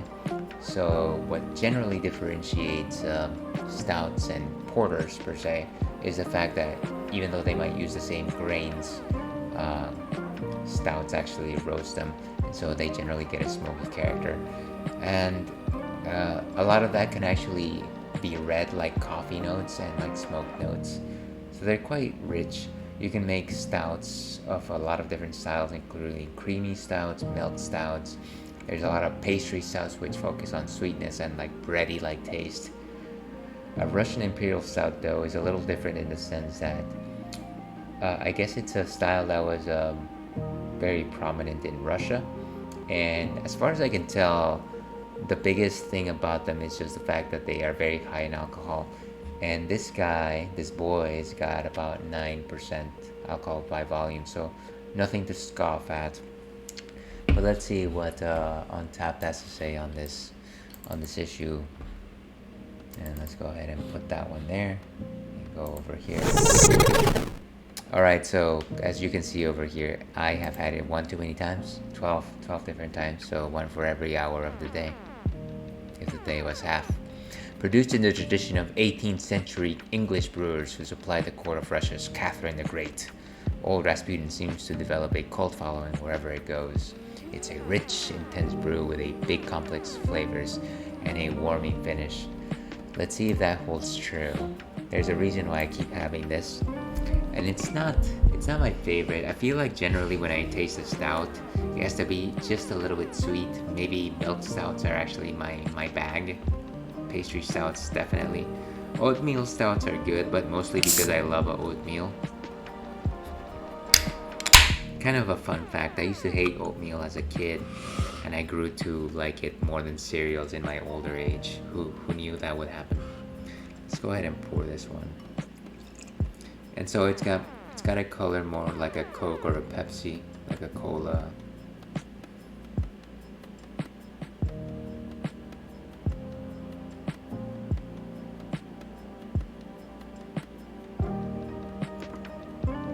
And voila, that's got a pretty big head. I want to say anywhere from a 3 to 4 body out of 5.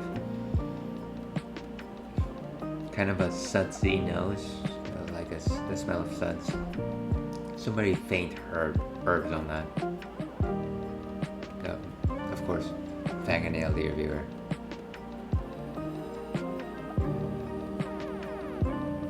And so slightly more bittering notes there. You can certainly taste a lot more roast in that, and definitely tastes a bit stronger like coffee. I remember the first time that I tasted this, it was way too bitter for me. Like I considered it an IPA, to be perfectly honest with you. And then over time, it kind of grew on me. I think that some of that just simply, I kept going back to it simply because I do like the brewery North Coast, and also it's always just available. It's just the thing that I see it on the shelf, and I was like, well, might as well just get it. But yeah, very malty. I would definitely say a solid 4 in terms of body. Uh, Slightly less on the maple notes and more on the burnt caramel, if that makes any sense. Yeah, so kind of delightful, pretty heavy. I wouldn't necessarily recommend it if you're trying to, you know, give good advice or drive home. So yeah, um, drink responsibly, as somebody said. Before I go and update my ticker, let me just respond to the last thing a friend of the stream, Inigo, said. But then those who ain't mindful of it, feeding the spirit, not getting the full extra out of it. Yeah, I feel like there's definitely situations that you can have with other people, and you both are essentially experiencing the same things, and you might be mindful about it and learn a lot, whereas other people go through the same exact experience as you do, and they kind of choose to ignore it and they don't learn anything from it, and they focus on other things. They focus on the negative emotions, the frustration, the anger sometimes, and unfortunately they don't get as much of that interaction as you did. And it's not something that we can necessarily hold people responsible for, because we don't know the baggage that they bring with us. But I will say, if that is, if people like that are people that you ultimately don't want to invest your time in, then maybe it is the sort of thing where you kind of have to measure how much you choose to spend your time with them. So yeah, there is that. Facts. Always very supportive, and I certainly appreciate the banter that we can generally generate here. Generally generate. Imagine that. All right, I'm gonna go ahead and update my ticker, enter my entry into Untapped, and I'll see you on the other side of this quick break.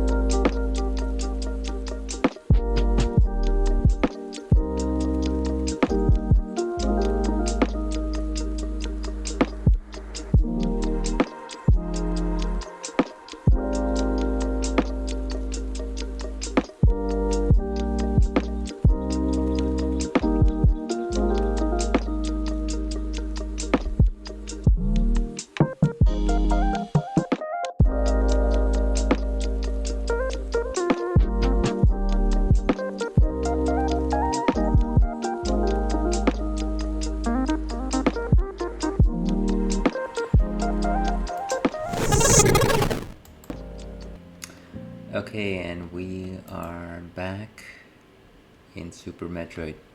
I'll go ahead and admit that we haven't made too much progress here, but like I said, the main objective of getting back into this before progressing was actually just getting our bearings. Okay, so audio sound is back on.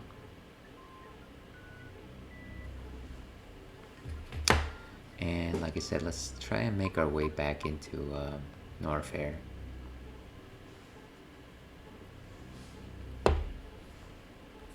Oh, and I can already sense that this old Rasputin is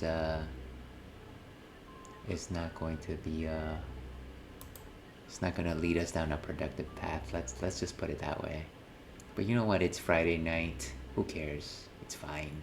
It's fine. It's fine, guys. I pulled the trigger on that Resident Evil. I'm happy. You mean Resident Evil 4, right? The remake? Wait, so obviously, again, I'm not. My finger is not on the pulse of this, but obviously the demo came out. The game hasn't actually released yet, has it? I'm a few weeks behind on this, so I do apologize for that.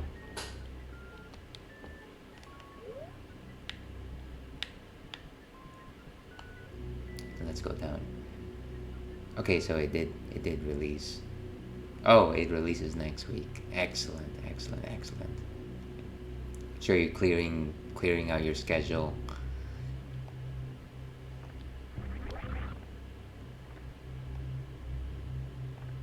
I wish I was the type of person that could just like knows that something is being released, like a great game that I know that I'm going to dump a bunch of hours into it, and that I can just like, I don't know, have like a staycation from work.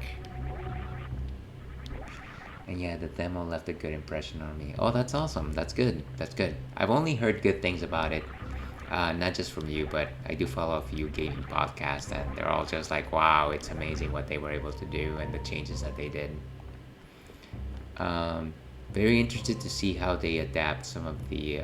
I know that they're implementing 3D into it, so very interested to hear how that's gonna work out. The graphics and gameplay were fun, and honestly, that's really all that matters. That's really cool. Like I said, well, I say like I said as if I actually remember saying this, but Resident Evil 4 is the only Resident Evil I own.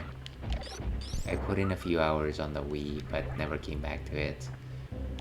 And I've always regretted that because it is often cited as one of the most landmark REs out there.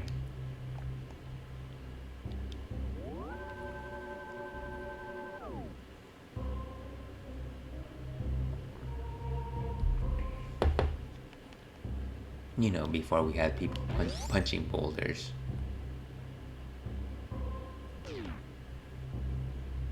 Alright, let's go all the way right.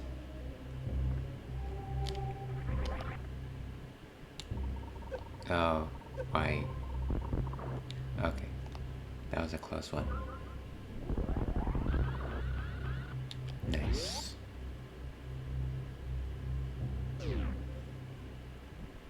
I love getting excited for games again, something I would like for my other hobbies as well. My mom tells me these stages in my life, I burned, it's okay to move on, but I don't know. That's a conundrum. I mean, I do feel like it's all part of a singular experience, right?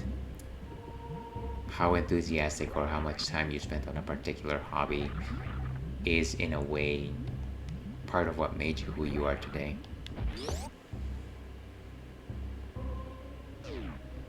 Any advice on how to feel the love again for those things I love or loved? Oh, that's a difficult one. I do find it difficult to, how to say, in any way suggest how a person feels about the things that they enjoy, because I do think that it is a very personal and intimate experience. Like, I'm gonna just say right here that I love video games, But I can tell you right now that my love of video games is going to be not necessarily completely different, but certainly significantly different than the way in which you love video games or the way that anybody else loves video games. Um, and it kind of just goes back to that idea of like how you taste things. It's not necessarily objectively how you experience it. It is what you bring into it and the time that you experience it. So, in terms of something that you potentially dropped at some point before and trying to pick it up, it's a little bit difficult.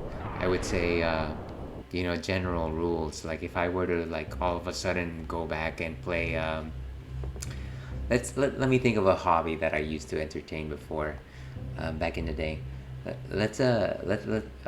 Here's an old Ales hobby.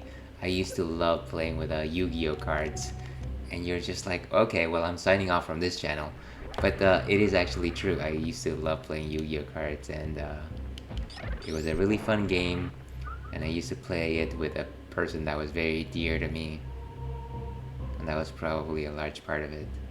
So if I were to actually try to pick that up again, I'd probably try to get her to play it again. But other than that, I would probably try to see what the meta is right now. Um, yeah. Probably try to focus fire. Maybe try to explicitly like set time apart to actually play it, as opposed to try to like find time to play it. If that makes any sense.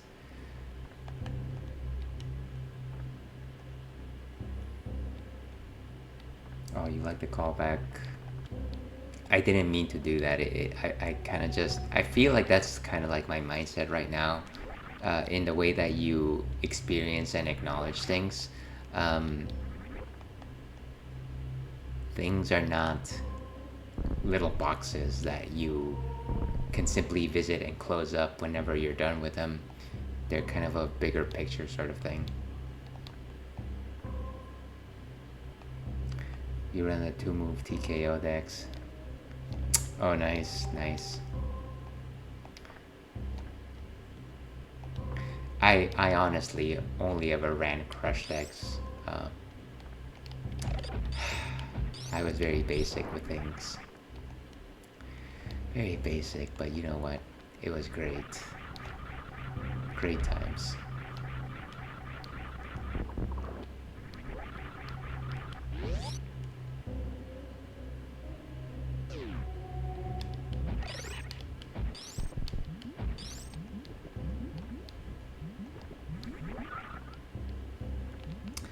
Yeah, but like I was suggesting, if you ever want to rekindle a relationship with something that you lost touch with, it really is a concerted effort to kind of just put the time in and try to focus on that.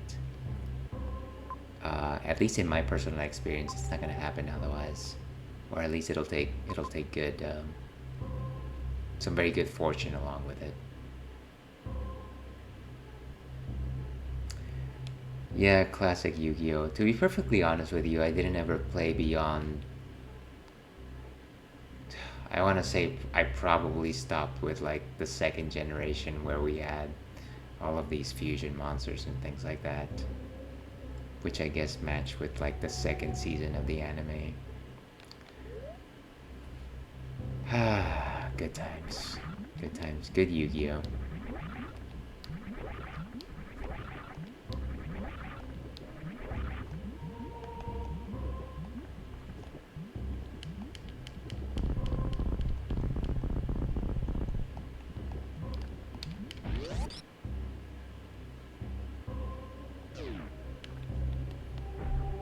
Alright, how do I get back down there?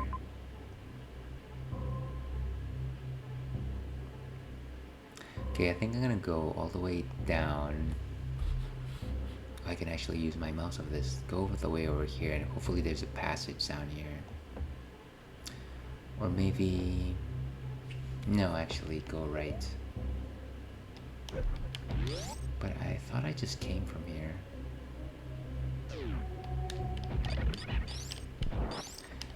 Maybe using a super bomb might have covered something. goes.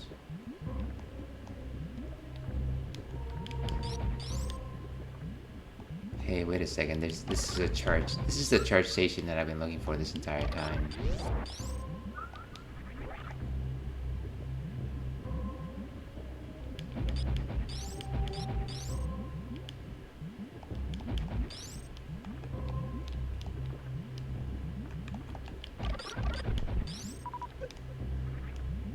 All right.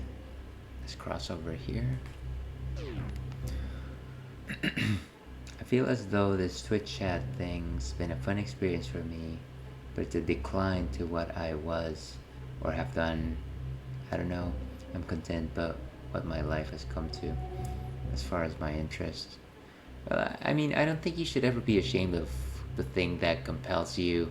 Um, to steal a quote from what's her name, Mary Kondo. Don't feel ashamed to do things that bring you happiness, right? I wouldn't suggest that engaging others in a Twitch chat is in any way a lesser form of expressing yourself than like taking up a new hobby or anything like that.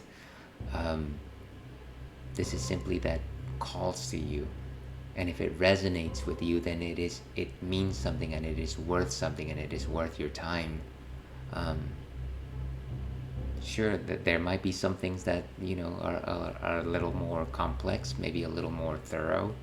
um, yeah, but don't discount the times. Don't just value what you're doing right now.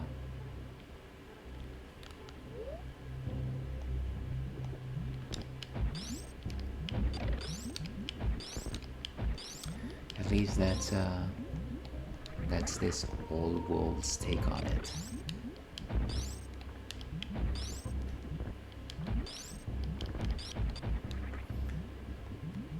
Well, like I said, I'm glad that you're finding some value in this. Like it's all I'm doing is saying things that I would think for myself. And I should probably run through this corridor. Yeah, I think that makes the most sense.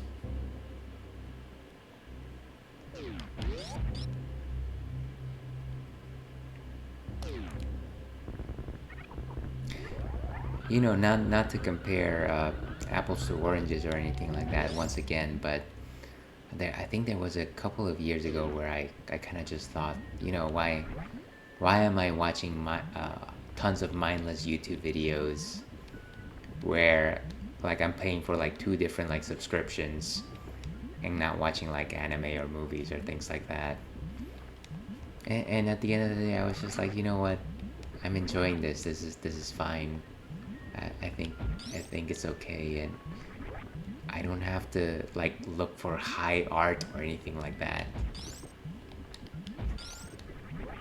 If it's something that brings me joy, if it's something that potentially teaches me something that I didn't know before, then it's worthwhile.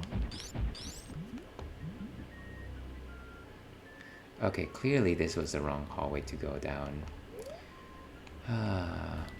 I certainly wish that Super Metroid kind of just showed you like paths, or at least like it suggested it in some of its maps.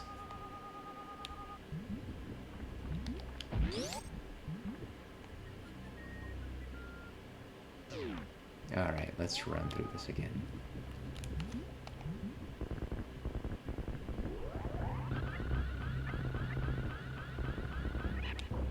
Nice.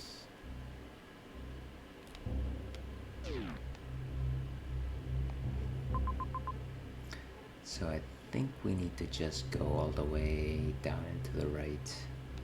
Let's try to see if we can do that.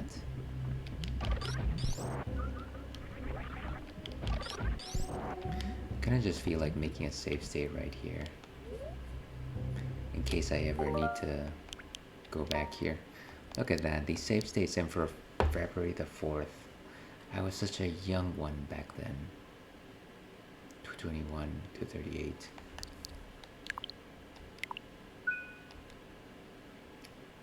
March the 18th.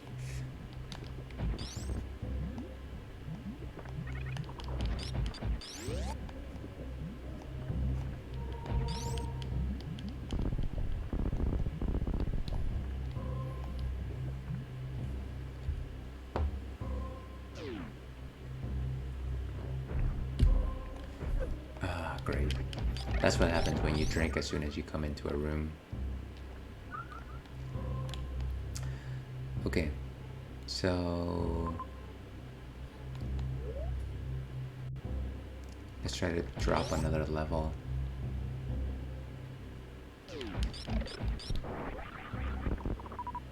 Ooh, nice. Okay.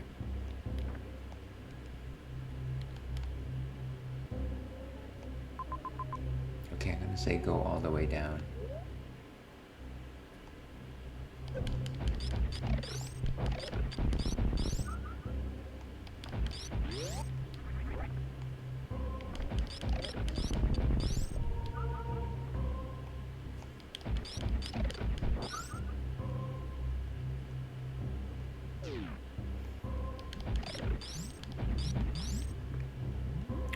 Go through some of these platform enemies.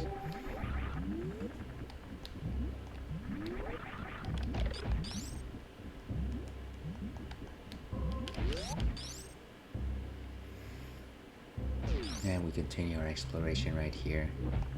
Ah, I gotta stop getting hit. I got recharged for a reason. Wait a second.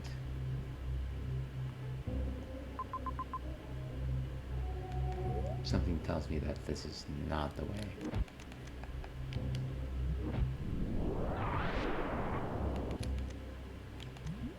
Oh, huh. The lava doesn't actually do anything to me.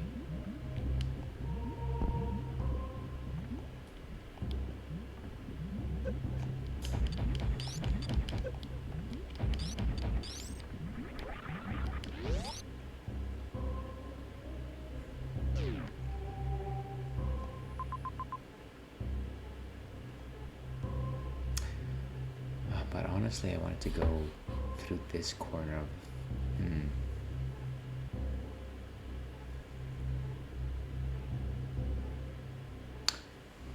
Well, we'll reach it one way or another.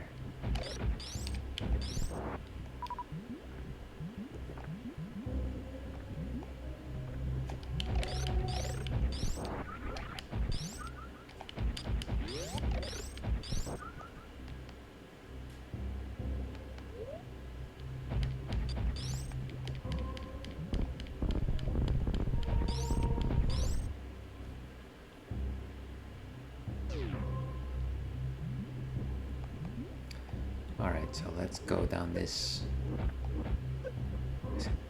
passage, if I can just stop getting hit.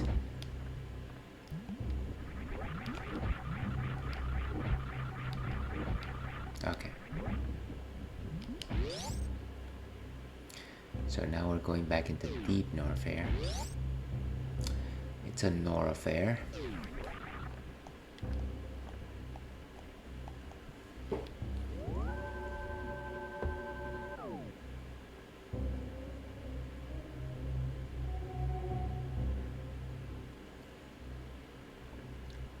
I'm gonna post a message, but it's not going through for you. Strange. That's weird. Maybe it's long. Maybe you need to split it up. I am absolutely doing nothing on my end to modify messages or anything like that.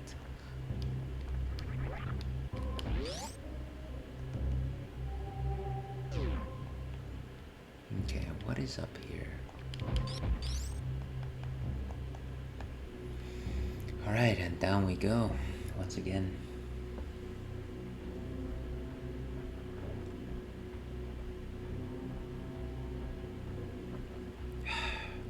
Okay, so we're back in the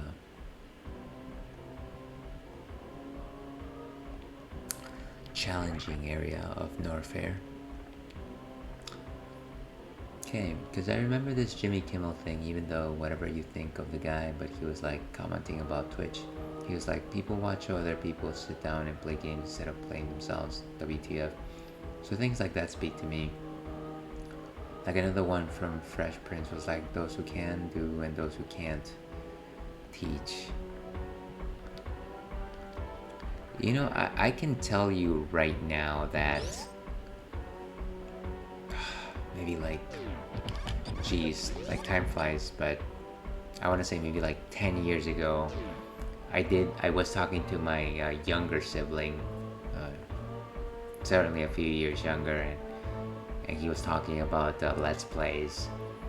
And I did exactly say that thing. It's like, well, why are you watching this person instead of playing it? And I feel like over the years I've come to actually understand, well, you know what, sometimes you don't want to invest the time in playing the thing. Sometimes you just want to observe what actually happens during the story of the game, or sometimes you just want to watch the gameplay, and sometimes you just want to hear what the person feels about that particular experience. So it's not, it's not the same thing. And I feel like older generations definitely have a hard time understanding that. And unfortunately, it's not something that you can properly really communicate until you're doing it. Uh, the me from 10 years ago or so couldn't imagine like streaming games. It would make absolutely no sense. And that is kind of unfortunate. Um, but yeah, those who can and those who can't teach. I kind of just feel like that is kind of just like half the story. Sure, um, you can certainly do something in such a way that you're an expert, and if you are not an expert at it, maybe you can teach it to some people. But at the same time, don't don't forsake the principle and the vocation of like teaching somebody. That takes such a special skill set to be able to like connect with people and like meet them at their particular level of understanding and limitations. It's not the same thing. It's not just because you don't possess total mastery over something that all you are relegated to is being able to teach it. That's not, it's not the full story. Also, I love the Fresh Prince, so yeah, that's unfortunate.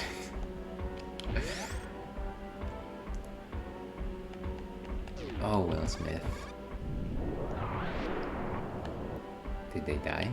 No, they didn't die. It seems like they're taking damage, but they're not dying. Can I actually just get past them?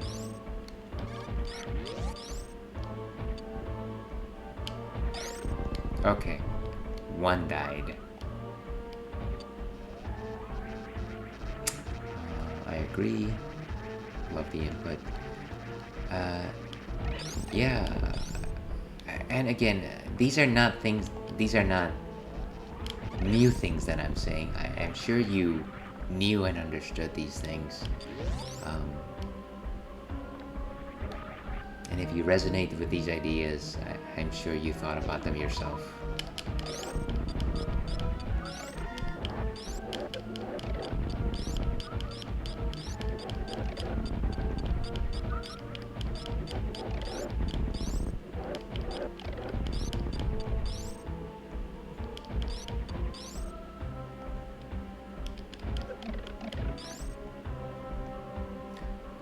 Jeez, the enemies in this part of the map are just ridiculous.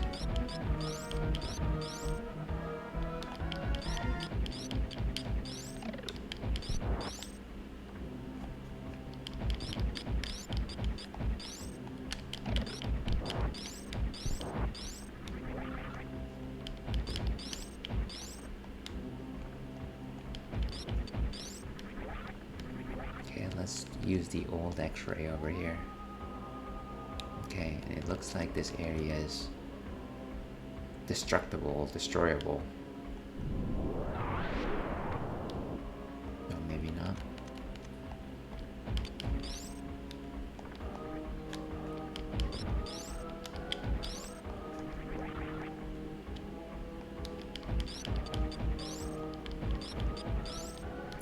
Maybe if I screw attack? No. That is unusual.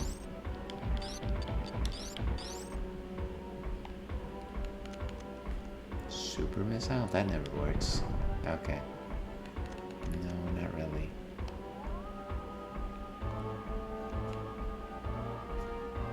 Very surprising. Okay. So maybe not this way.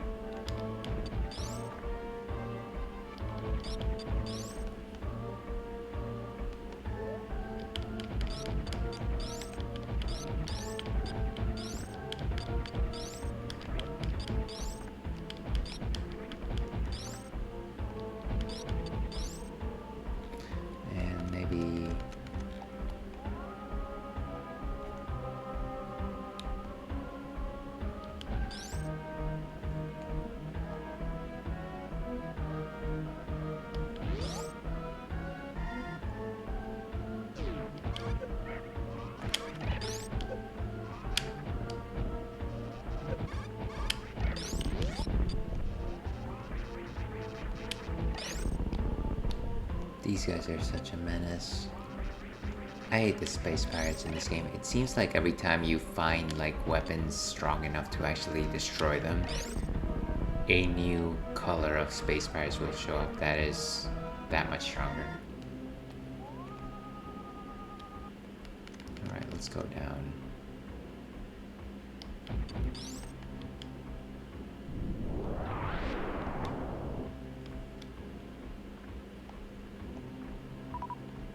Okay, what's this way?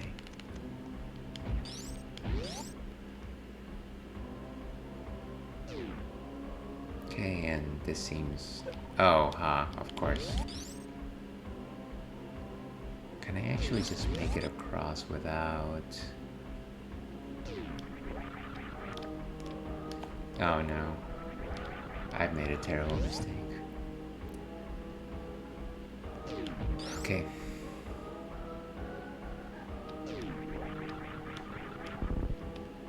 No.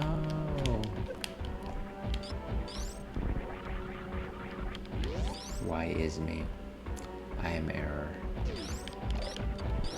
Alright, clearly we need to charge up before we try that again.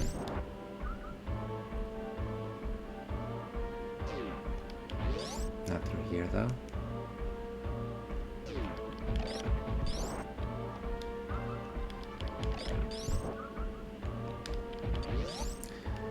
Is there any way down, perhaps?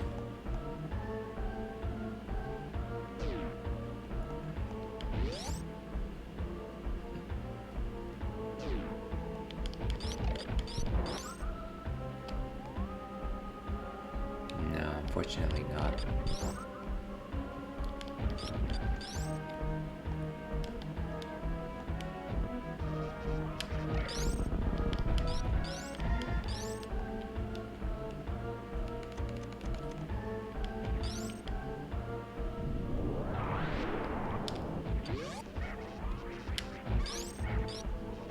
Are they hopping back and forth?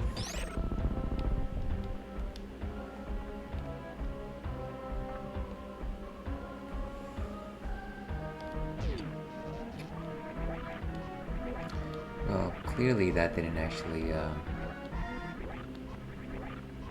help the situation in each way or form.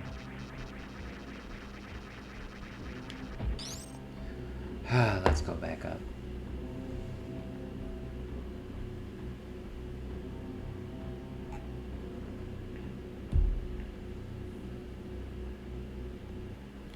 Okay, maybe going down this channel.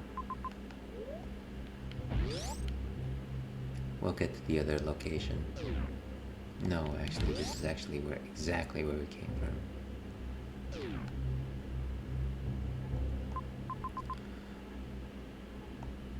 Alright, let's try and go back up.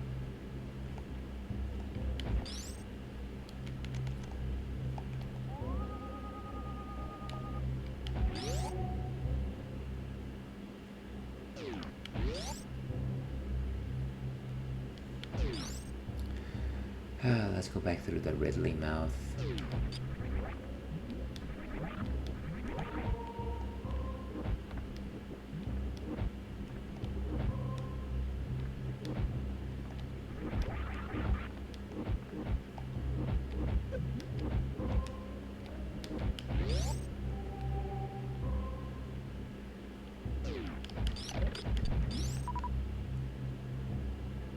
Kind of amazing how a brief stint into deep Norfairy is enough to just sit us back down.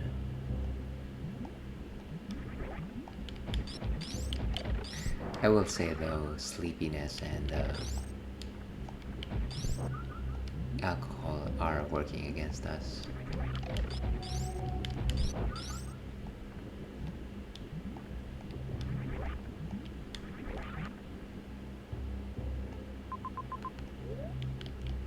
But that's just part of the experience here at the Ales and Fails Twitch stream.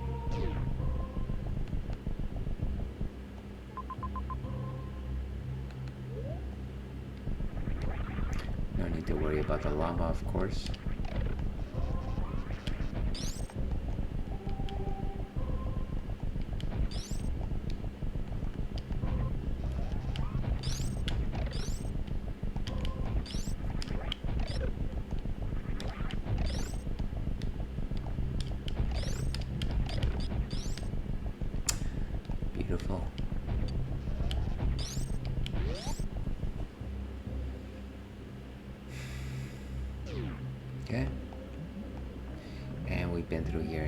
prioritize tonight.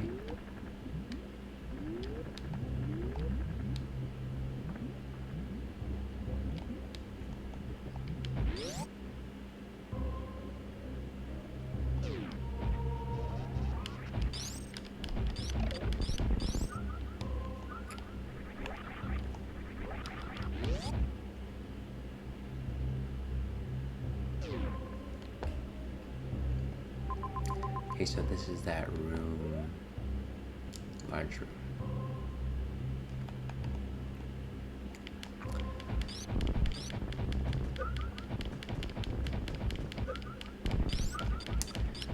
All that wasted energy.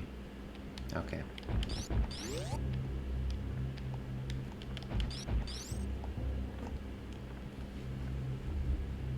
Water is good.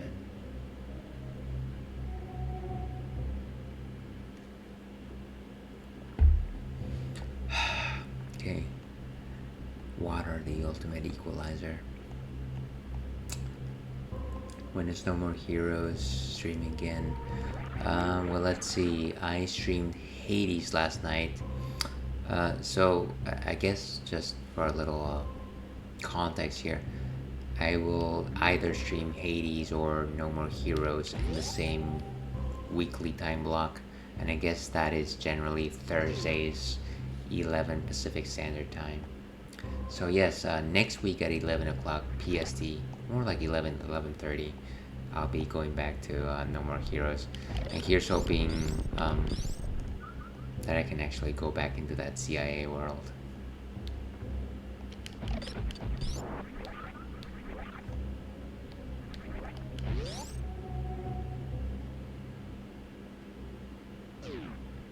You know, I was actually thinking about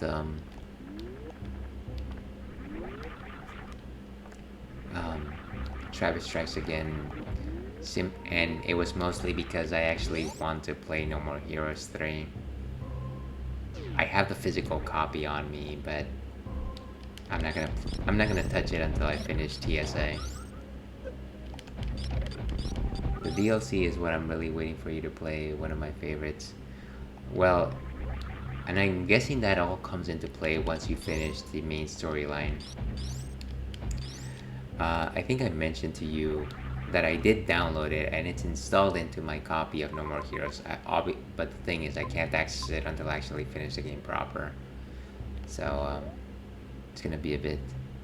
I do apologize. Sorry, I do appreciate the fact that you are willing to tolerate how slowly I'm going through the game. I think it's one of the concerted thoughts that I had when starting this stream, that I was going to try to play different games in not a very fast fashion.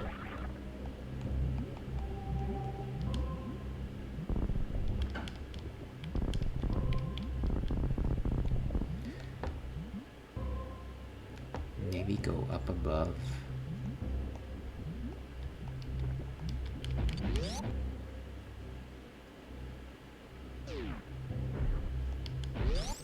Okay, maybe not that. How do I go up? Okay, there's a breakable block right there.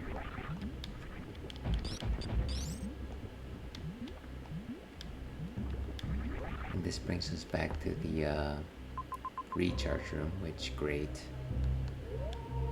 But that's not what we're looking for.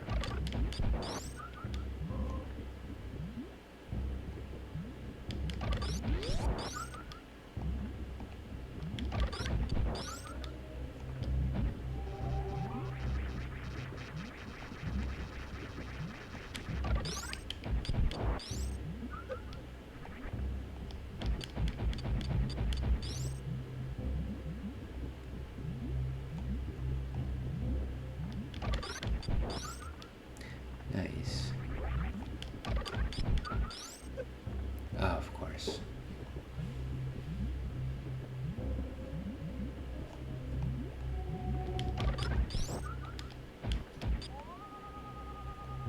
Anything on this side of the world?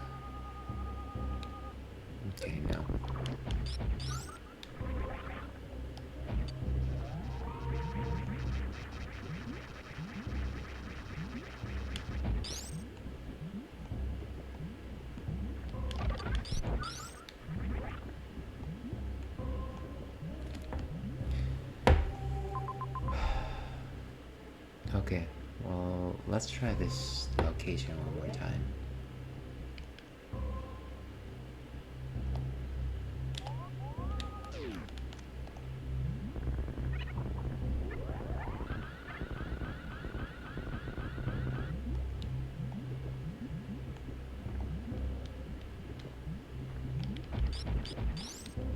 Maybe there's a secret passage in one of these lava floors. Very unlikely, but you never know.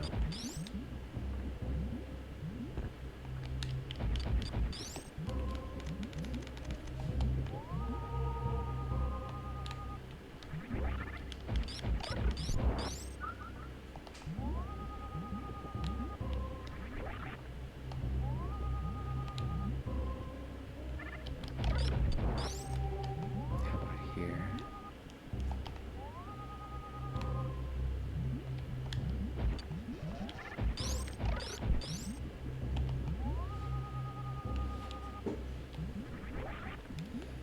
Okay, well, clearly a dead end.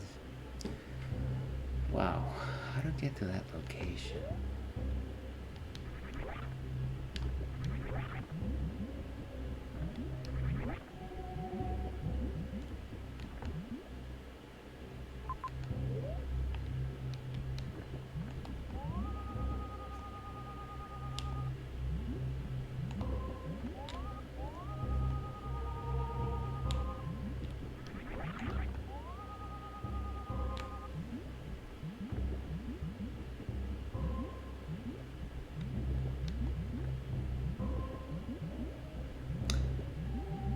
You mentioned going to Thailand, I think.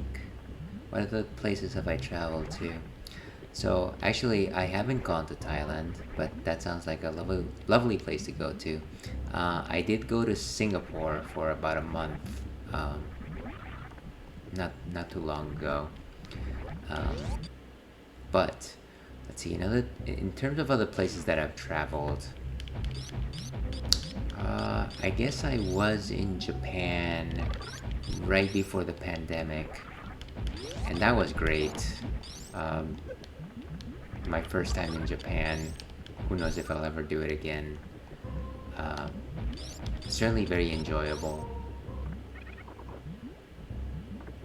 And of course, a large majority of my trip was actually spent in Tokyo itself, though Osaka is actually quite lovely. It's almost like a sister city to Tokyo. And then, once upon a time, I did go to Germany, and I did so with the sole specific reason of visiting the Oktoberfest festival. Sorry, I've got to always bring you back to beer. But yeah, that was an amazing trip. Um, and I did go to the Oktoberfest, and I think I almost broke my jaw during that particular outing. That was fun.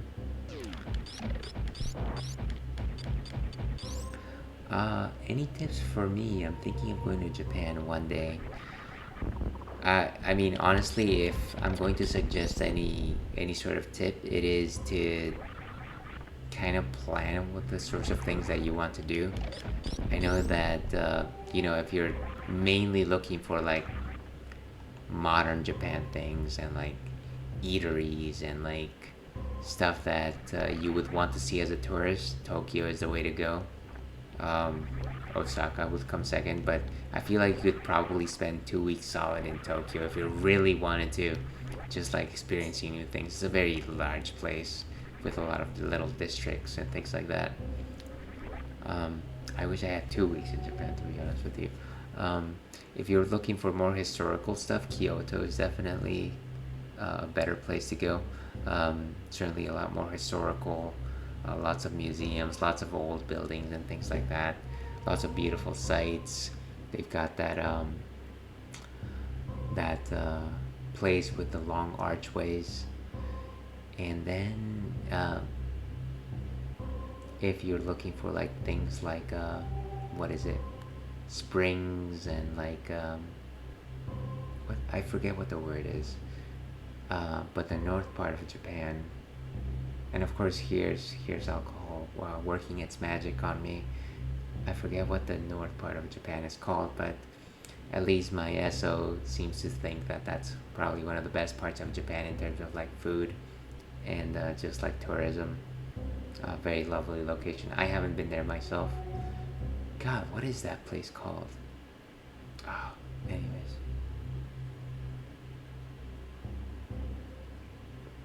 To be perfectly honest with you, as a tourist, if you're going to Japan as a first time, there's very few ways that you can go wrong. At least from my perspective.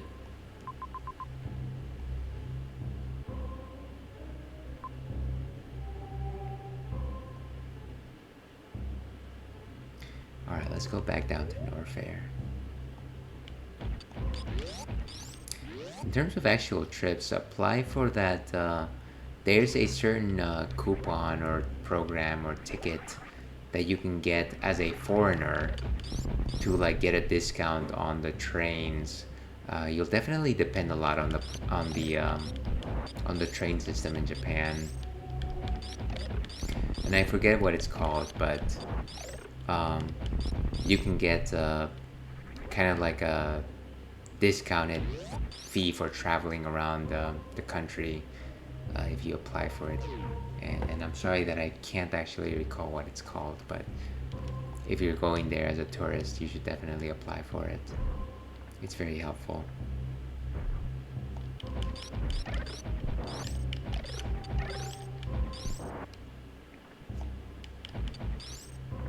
I will also say lose any preconceived thoughts as to what you think 7-Eleven is because they have some very lovely food there. In fact, most food in Japan is at least worth taking a gander at.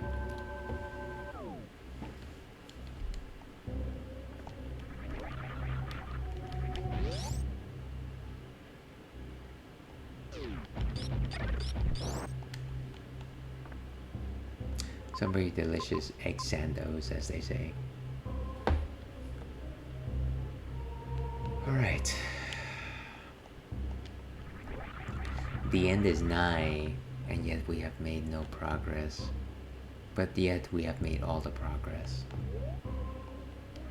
You know what, let's go down the hard route. It's fine. It's okay. We'll make our way.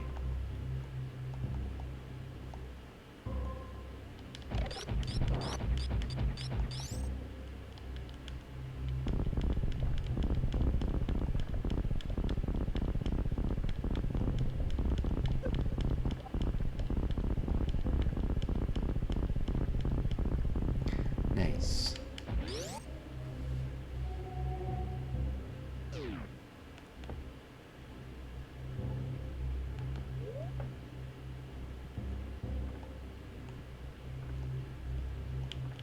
What's in here? Another recharge room.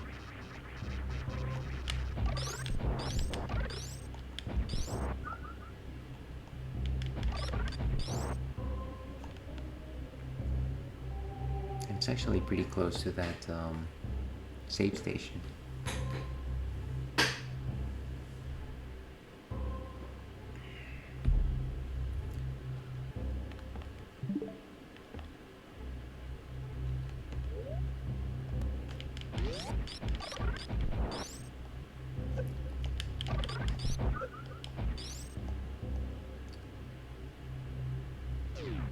Okay, let me make a save state right here. Speaking about countries, I just got to mention some of the most beautiful looking women I have seen in my life come from Colombia and Venezuela. I just gotta say, it's crazy. I don't hear sugar daddies go there and take them all to themselves, but then again, you can't buy taste. Oh, that's certainly a curious thought. South America does have some very beautiful women. I will certainly admit to that. That's actually South America is actually where I come from. Yeah, that's That's something that I don't hear every day, certainly. Have you actually ever been to Colombia or Venezuela?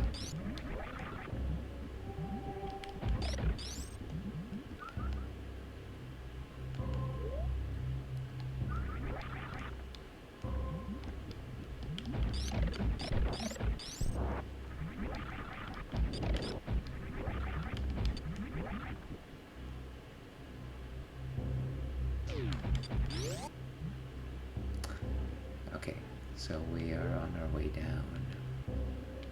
But what if we actually go right? Is it just gonna lead us to that path where the lava keeps coming up? Yeah, of course.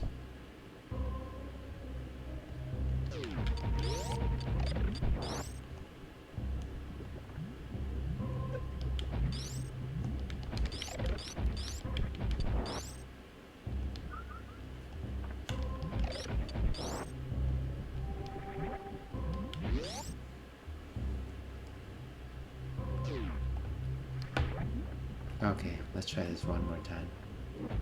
Like Daft Punk once said.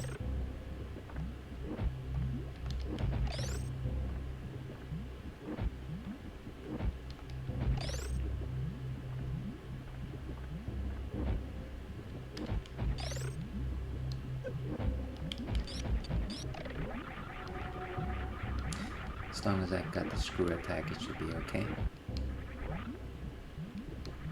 Nice. And we save. I haven't, but I've gotten to know them a little intimately. Don't ask me how. I won't. But what any mainstream magazine says about best looking women in the world or whatever, I can't disagree more. Yeah, I don't know that they're ever highlighted. But I certainly don't disagree with the fact that they've got a very specific allure. And it's certainly not something that I can easily describe.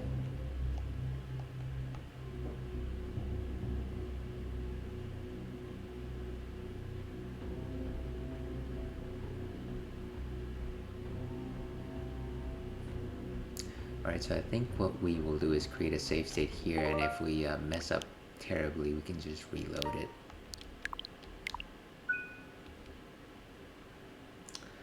It's very close to our Cinderella time anyways, so we might as well just go for broke. Like Capcom versus SNK2 once said.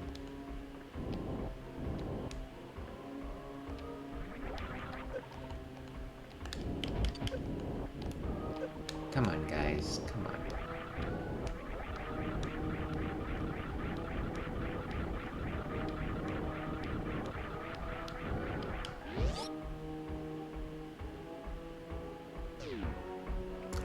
What South American country am I from? Take a guess. Actually, take a guess. And while you are guessing, let me tell you, when I first started dating my current SO, she thought I was Middle Eastern, which is the funniest thing in the world.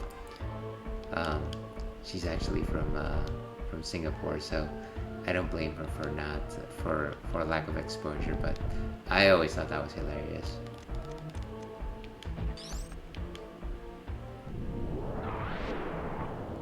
Oh hey, I think he's supposed to take you as a ball?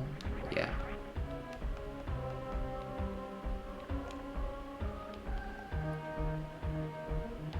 But maybe this has already happened.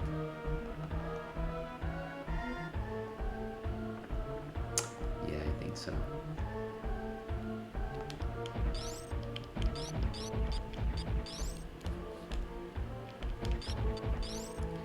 Let's use the visor.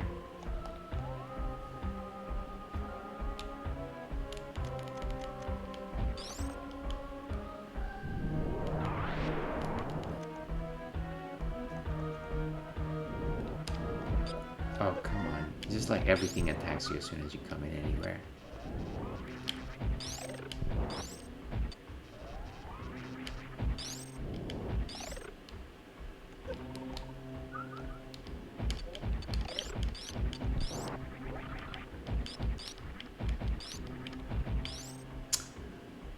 what's in here. Nothing useful. Oh, come on. Okay, funny, I'm Hispanic too. But it's like girls like the Spanish looking Middle Eastern guys. I don't know.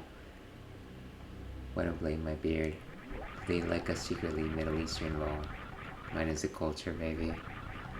Uh, it could be some of that. It could definitely be some of that. Um,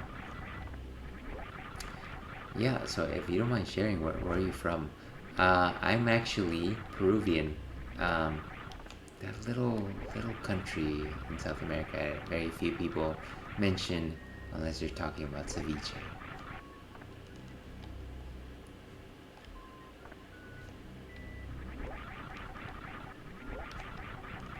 Okay, I think you can't actually. But I'm very poor representation. I uh, I left when I was about 10 or so, so I can speak Spanish. But in terms of being Peruvian in any sort of way that counts, unfortunately not.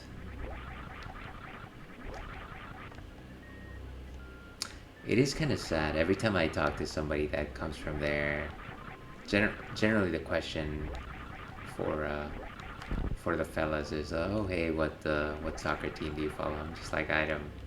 Sorry, I don't. I'd love to be able to engage in a conversation, but it is beyond my realm of knowledge. El Salvador. Ah, very cool. So Salvadorian. Peru gives me good people vibes and underrated landscape. I really wish I could have done some of the tourism that people talk about when they mention Peru. Unfortunately, I have not. And I haven't actually been back since my college days. I've got a good amount of family over there. Peruvian food is really good too. Yeah, it's actually quite tasty. Um, Very good seafood, definitely. But El Salvador, nice, nice, nice. I don't think I've met too many people from El Salvador.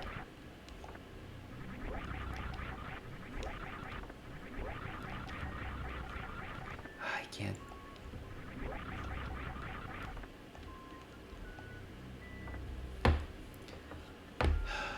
Hold on a second. It seems like real life is calling to me just.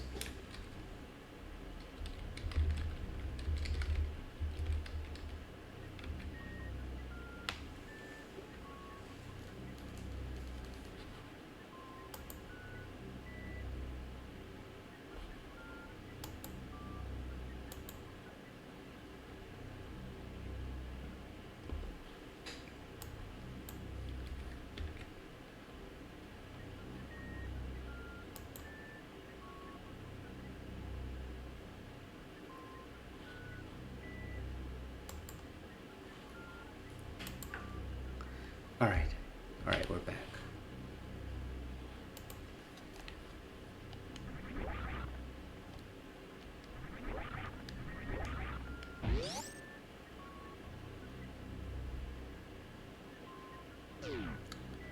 Um, yeah, but without necessarily going into any detail that you wish to uh,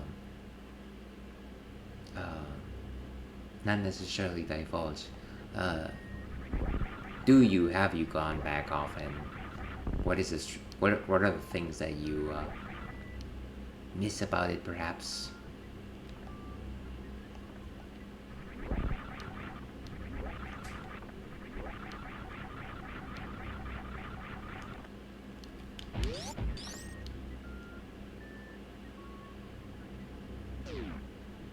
What is this place?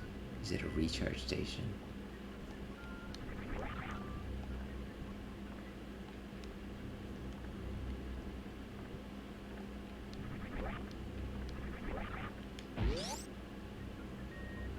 I will say that if I were to go back to Peru right now, Probably the thing that I would look forward to the most is just having some street food. Very good street food.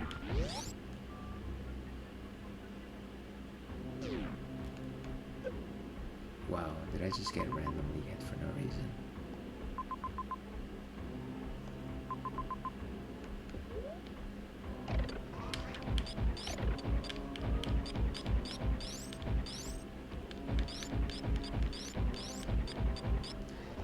Gotta get rid of these punks.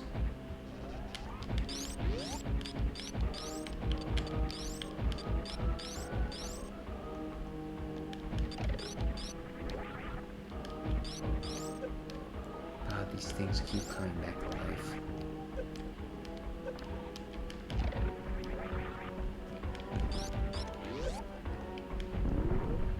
Okay.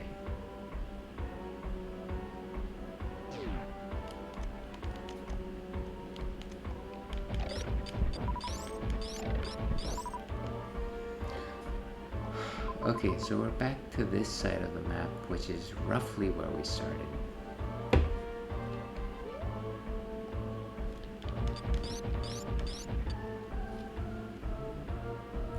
Can you believe it took us about 3 hours to get to the same exact place from where we started? Now that is sad.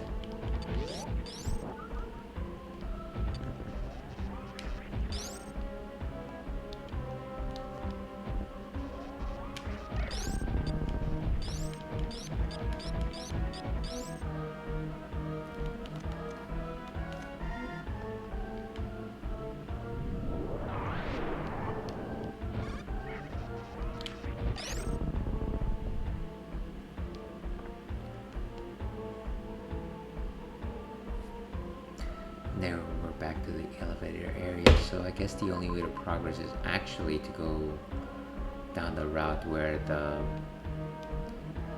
lava actually goes up.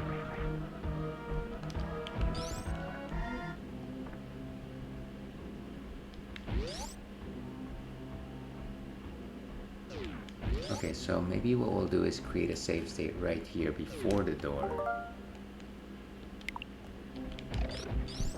And then, as we fail through this particular challenge, we'll just go back to it.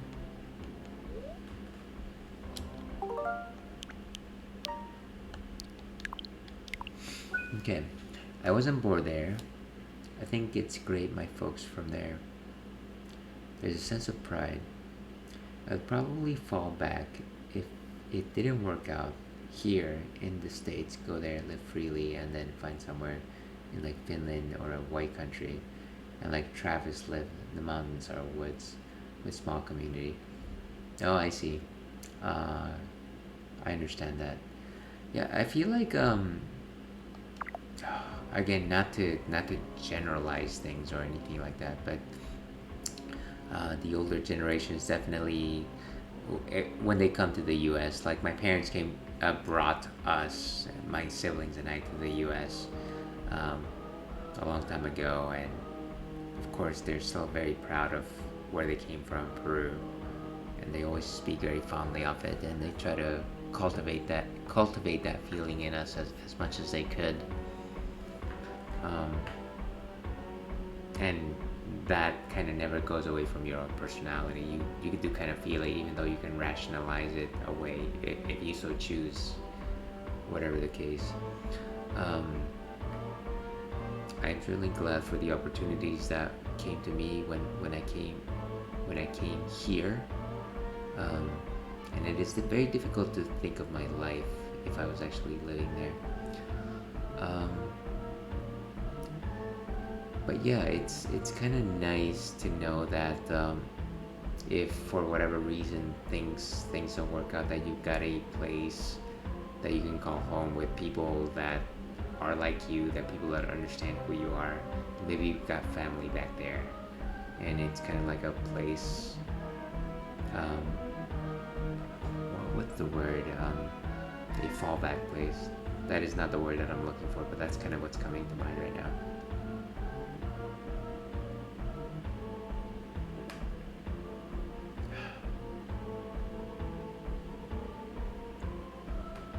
And I do apologize at this time of the night, and also at this level of inebriation. Uh, Old Ale Wolf is becoming a little less coherent, so I do apologize for that. It's rough going. It's rough going. That's not what I wanted to do.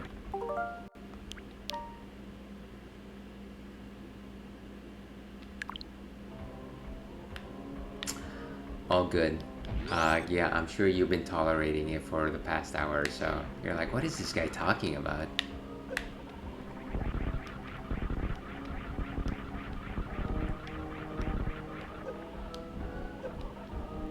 Oh, come on, just screw attack already. What?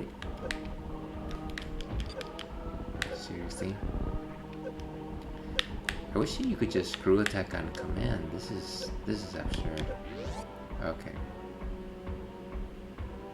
Yeah, love to see it. Yeah, that's what my friends say.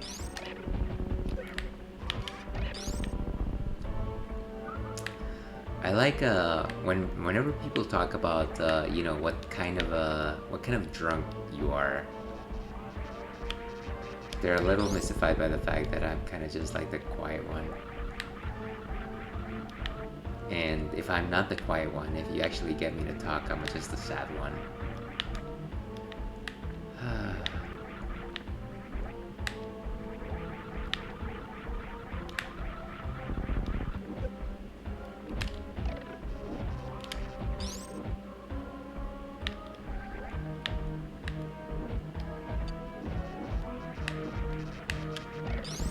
Alright, let's find a safe spot. And maybe let's call it a night here. I think we're out of energy and out of coherence.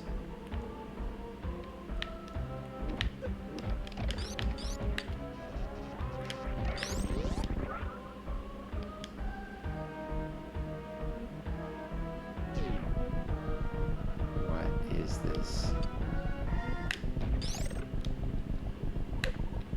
Alright. Clearly somebody designed this death room. Fortunately, I've got a save state.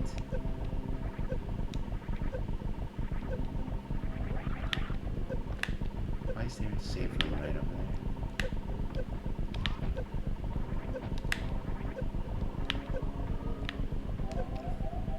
there? Okay. You know what? Maybe that's... Oh, I've got reserve tanks.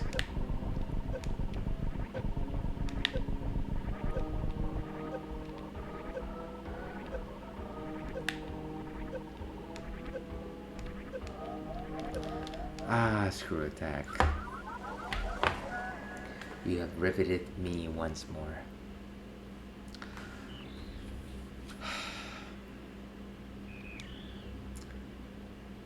Well, you know what? Like I said, I'm not at 100% right now.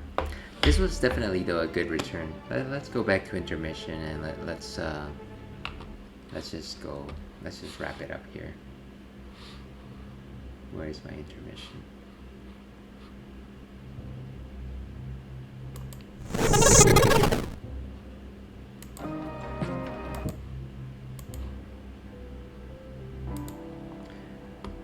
All right.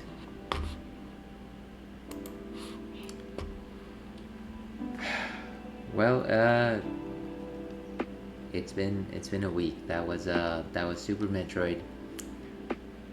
I can't say that we actually made good progress here, but at least we got our senses back. We know our controls. We know where we're supposed to go. I certainly wish that the last 3 hours had been a little bit more productive, but you know what? It's all right. We had some good conversations here from some friends of the stream. So I think that was more worthwhile than any sort of progress that we could have made. If you're interested in this type of streaming, tune back in next Thursday. I'll be posting my schedule, but I generally will do 2 streams on Thursdays, starting at 1 p.m. Pacific Standard Time, and then another one at 11 Pacific Standard Time. and then on Fridays at 11 Pacific Standard Time. I don't know that I'll do the fourth one for a while because it is incredibly taxing. Um, but yeah, this has been a lot of fun. I certainly had a good time. Uh, Enjoyed it, man. Yeah, right back at you. Um, Thank you very much, and I go for the uh, very insightful conversation. Um, and yeah, have a great weekend, folks. Tomorrow is a new day. It's a fresh start. It is the first day of the rest of your life, so enjoy yourself. And let's hope to all goodness that we meet once again. Stay thirsty. Hail pack. We'll see you again.